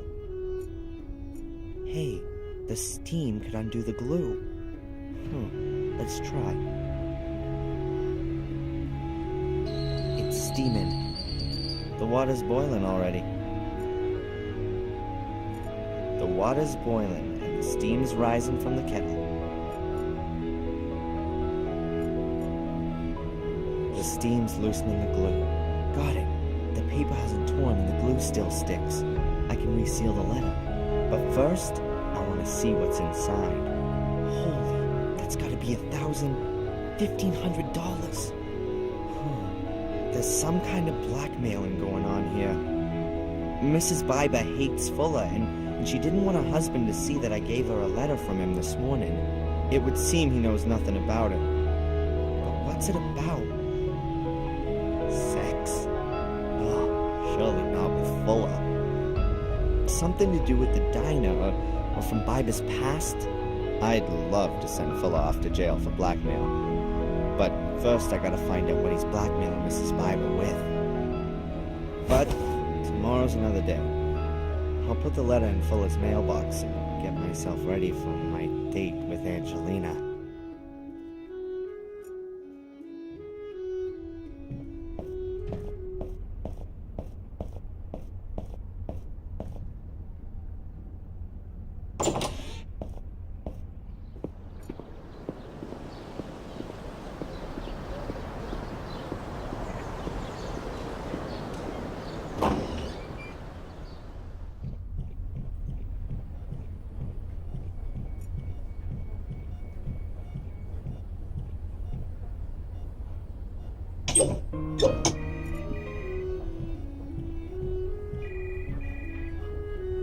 No change. She's breathing peacefully and evenly, but no sign that she's conscious of what's going on around her. Dr. Newhouse? Yes. How is she? No change. But she's a strong woman. That's what everyone says. After the accident, she had to bring me up on her own. Yes, I heard about that. What kind of accident was it? A car crash. It was in England. We were driving on this tree-lined road. The car got into a skid and we smashed into one of the trees.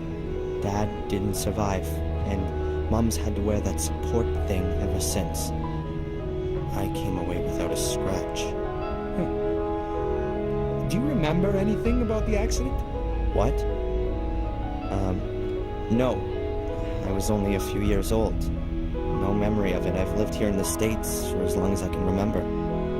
It's just that when I examined your mother, I thought her back and neck injuries seemed rather unusual for a collision-type accident. They looked more like injuries from a fall. A fall from a considerable height, causing her to have suffered compressed vertebrae. And what do you mean by that? Nothing. Nothing at all. If your mother said she was in a car accident, then that must have been the case. Or she's been lying. Darren, I certainly didn't mean that. Huh. Thank you, Doctor. Well, that's it for now, I guess. If you've got any more things you want to ask, just come and find me.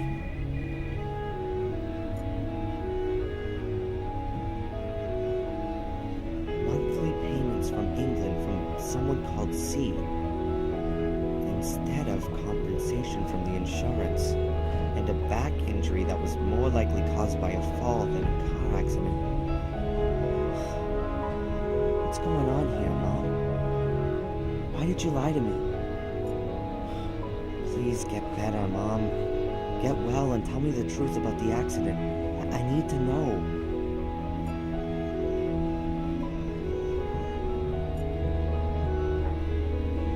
Dr. Newhouse?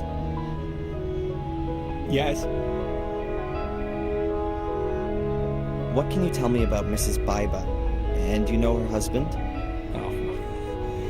Now, a person shouldn't speak ill of others, but her husband, he's a very unpleasant fellow. He was a big deal in the football team at high school, and Mrs. Biba married him young. Yes, I think she imagined her life turning out some other way. Like how? Now, she works hard in the diner. She probably does the work of about 3 people, but I don't think it makes a great deal of money. And her husband, well, let's leave it at that. They certainly don't have a lot of money, just a lot of work. And no love. Uh-huh. Do you know Fuller? From the photo store? Yes, a little. I've not had much to do with him. He doesn't get involved in the community. He never comes to the spring flea market or the church. Yeah, right. Who would have thought it? I know that your mother got you a job at Fuller's. I advised her against it, but she said you were interested in photography? That's right. Only my job there doesn't have much to do with photography. So, a crazy good-time guy like yourself can surely tell me where all the action is. Here in Biddeford? Dear me, no. You got me wrong there. I could perhaps give you a few tips on which are the most interesting evening courses at the community center. No thanks. I'll pass on that one. I thought you might. Hey, we do put on a disco for young folks every 2 weeks. I suspect you've rather grown out of all that, too. I don't think I was ever that age. Discos, bars, parties. I was never into that sort of thing. Your mother mentioned that. You were rather more of a loner, yes? I've no idea where she got that from. Oh, excuse me. I didn't intend to. So, to sum up then, in Biddeford, you're best off being over 50 or dead. Might just suit me. What? Being over 50? Yeah, exactly. Well, that's it for now, I guess. If you've got any more things you want to ask, just come and find me. I don't know what I could ask him at the moment. Every time I walk out this door, I have to ask myself if it'll be for the last time.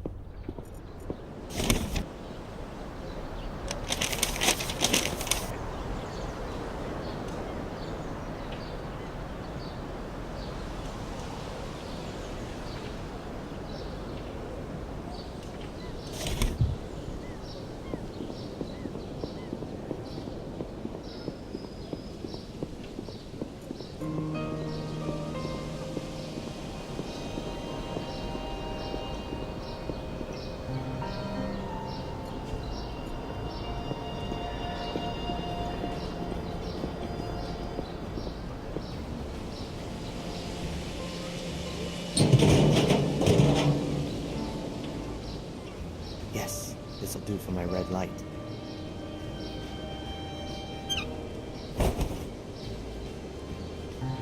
This chain of lights is gonna stay dark tonight.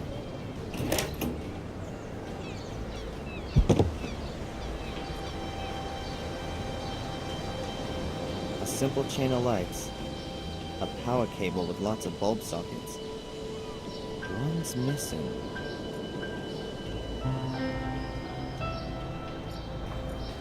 Borrowing a light bulb is one thing, but cutting up the cable without a reason is just vandalism.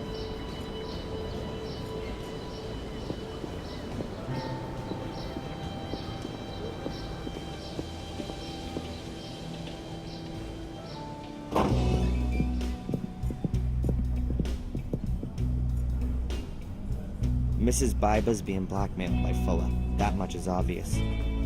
Sooner or later, I'll be able to prove it.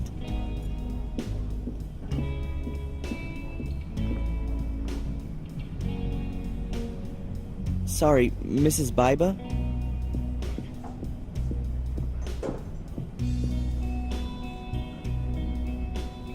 Psst. Hey.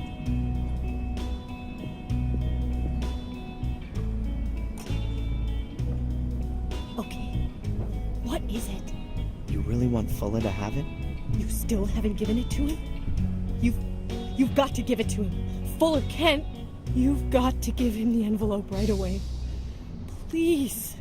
I only mean that if I can help you in some way, I could, Claire! If the guy doesn't want to drink, then get on with it!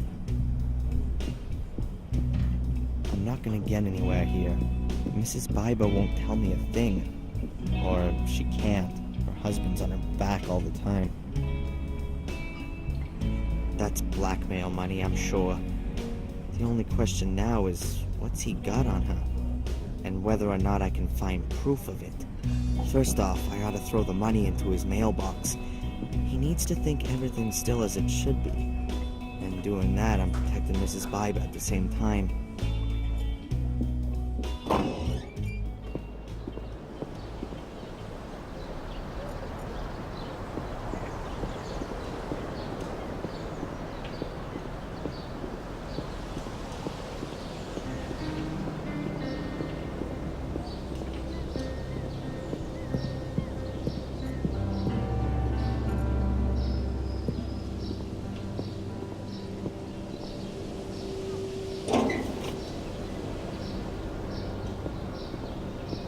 Hopefully he doesn't take too much pleasure in it.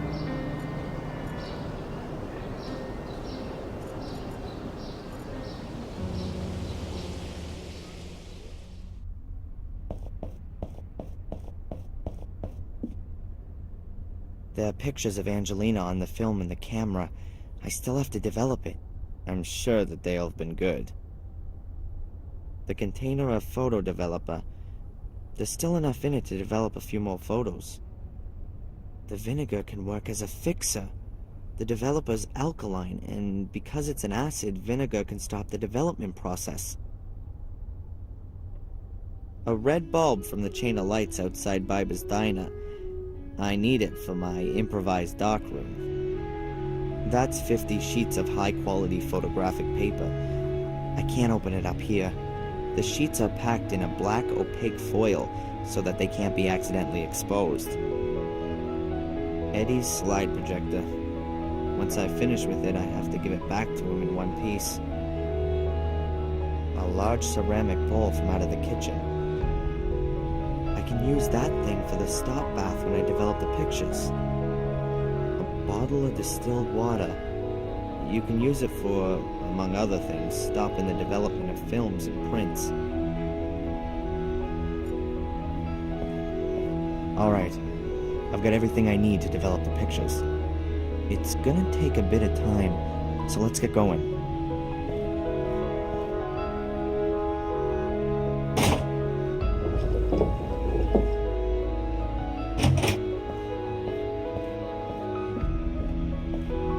I've got the pictures. Huh. They've come out quite well, considering the conditions I had to develop them in. All the stuff that I need for developing is in the bathtub. I hope I won't be needing it for a while. I'm just gonna take Eddie's slide projector. I wish I could make some reprints of some of the pictures, but there's no more photo paper left. But I'm gonna keep at least one. I'll go and visit my mother one more time, and then I'll get ready to go out. And you think that the guy is following me? A student from England? Why? No idea. I didn't say that he is following you. I only said that he might be. Perhaps it's me he's following. It's all right, Darren. I didn't mean to upset you. What's wrong with you? Oh, I don't know.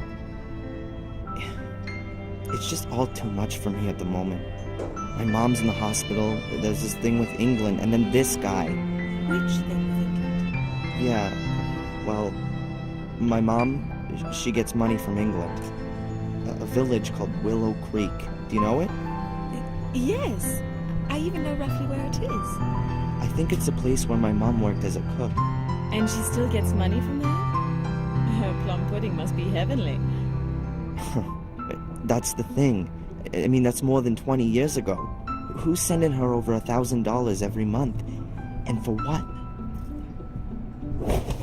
I found this box next to the bank transfers. I've never seen it before. And that coat of arms with the 3 lions, that's an English emblem, isn't it? It is. What exactly are you doing? I just thought you maybe wanted to see what's inside. You know how to open it? There were thousands of these caskets produced in the 19th century. There's a special kind of lock mechanism that's supposed to keep curious people out. Well, it didn't really work. What's inside?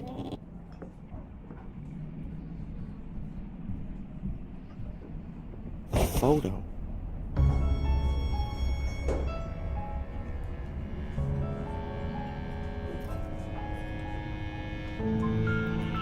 A man and a woman in front of a wrought iron gate.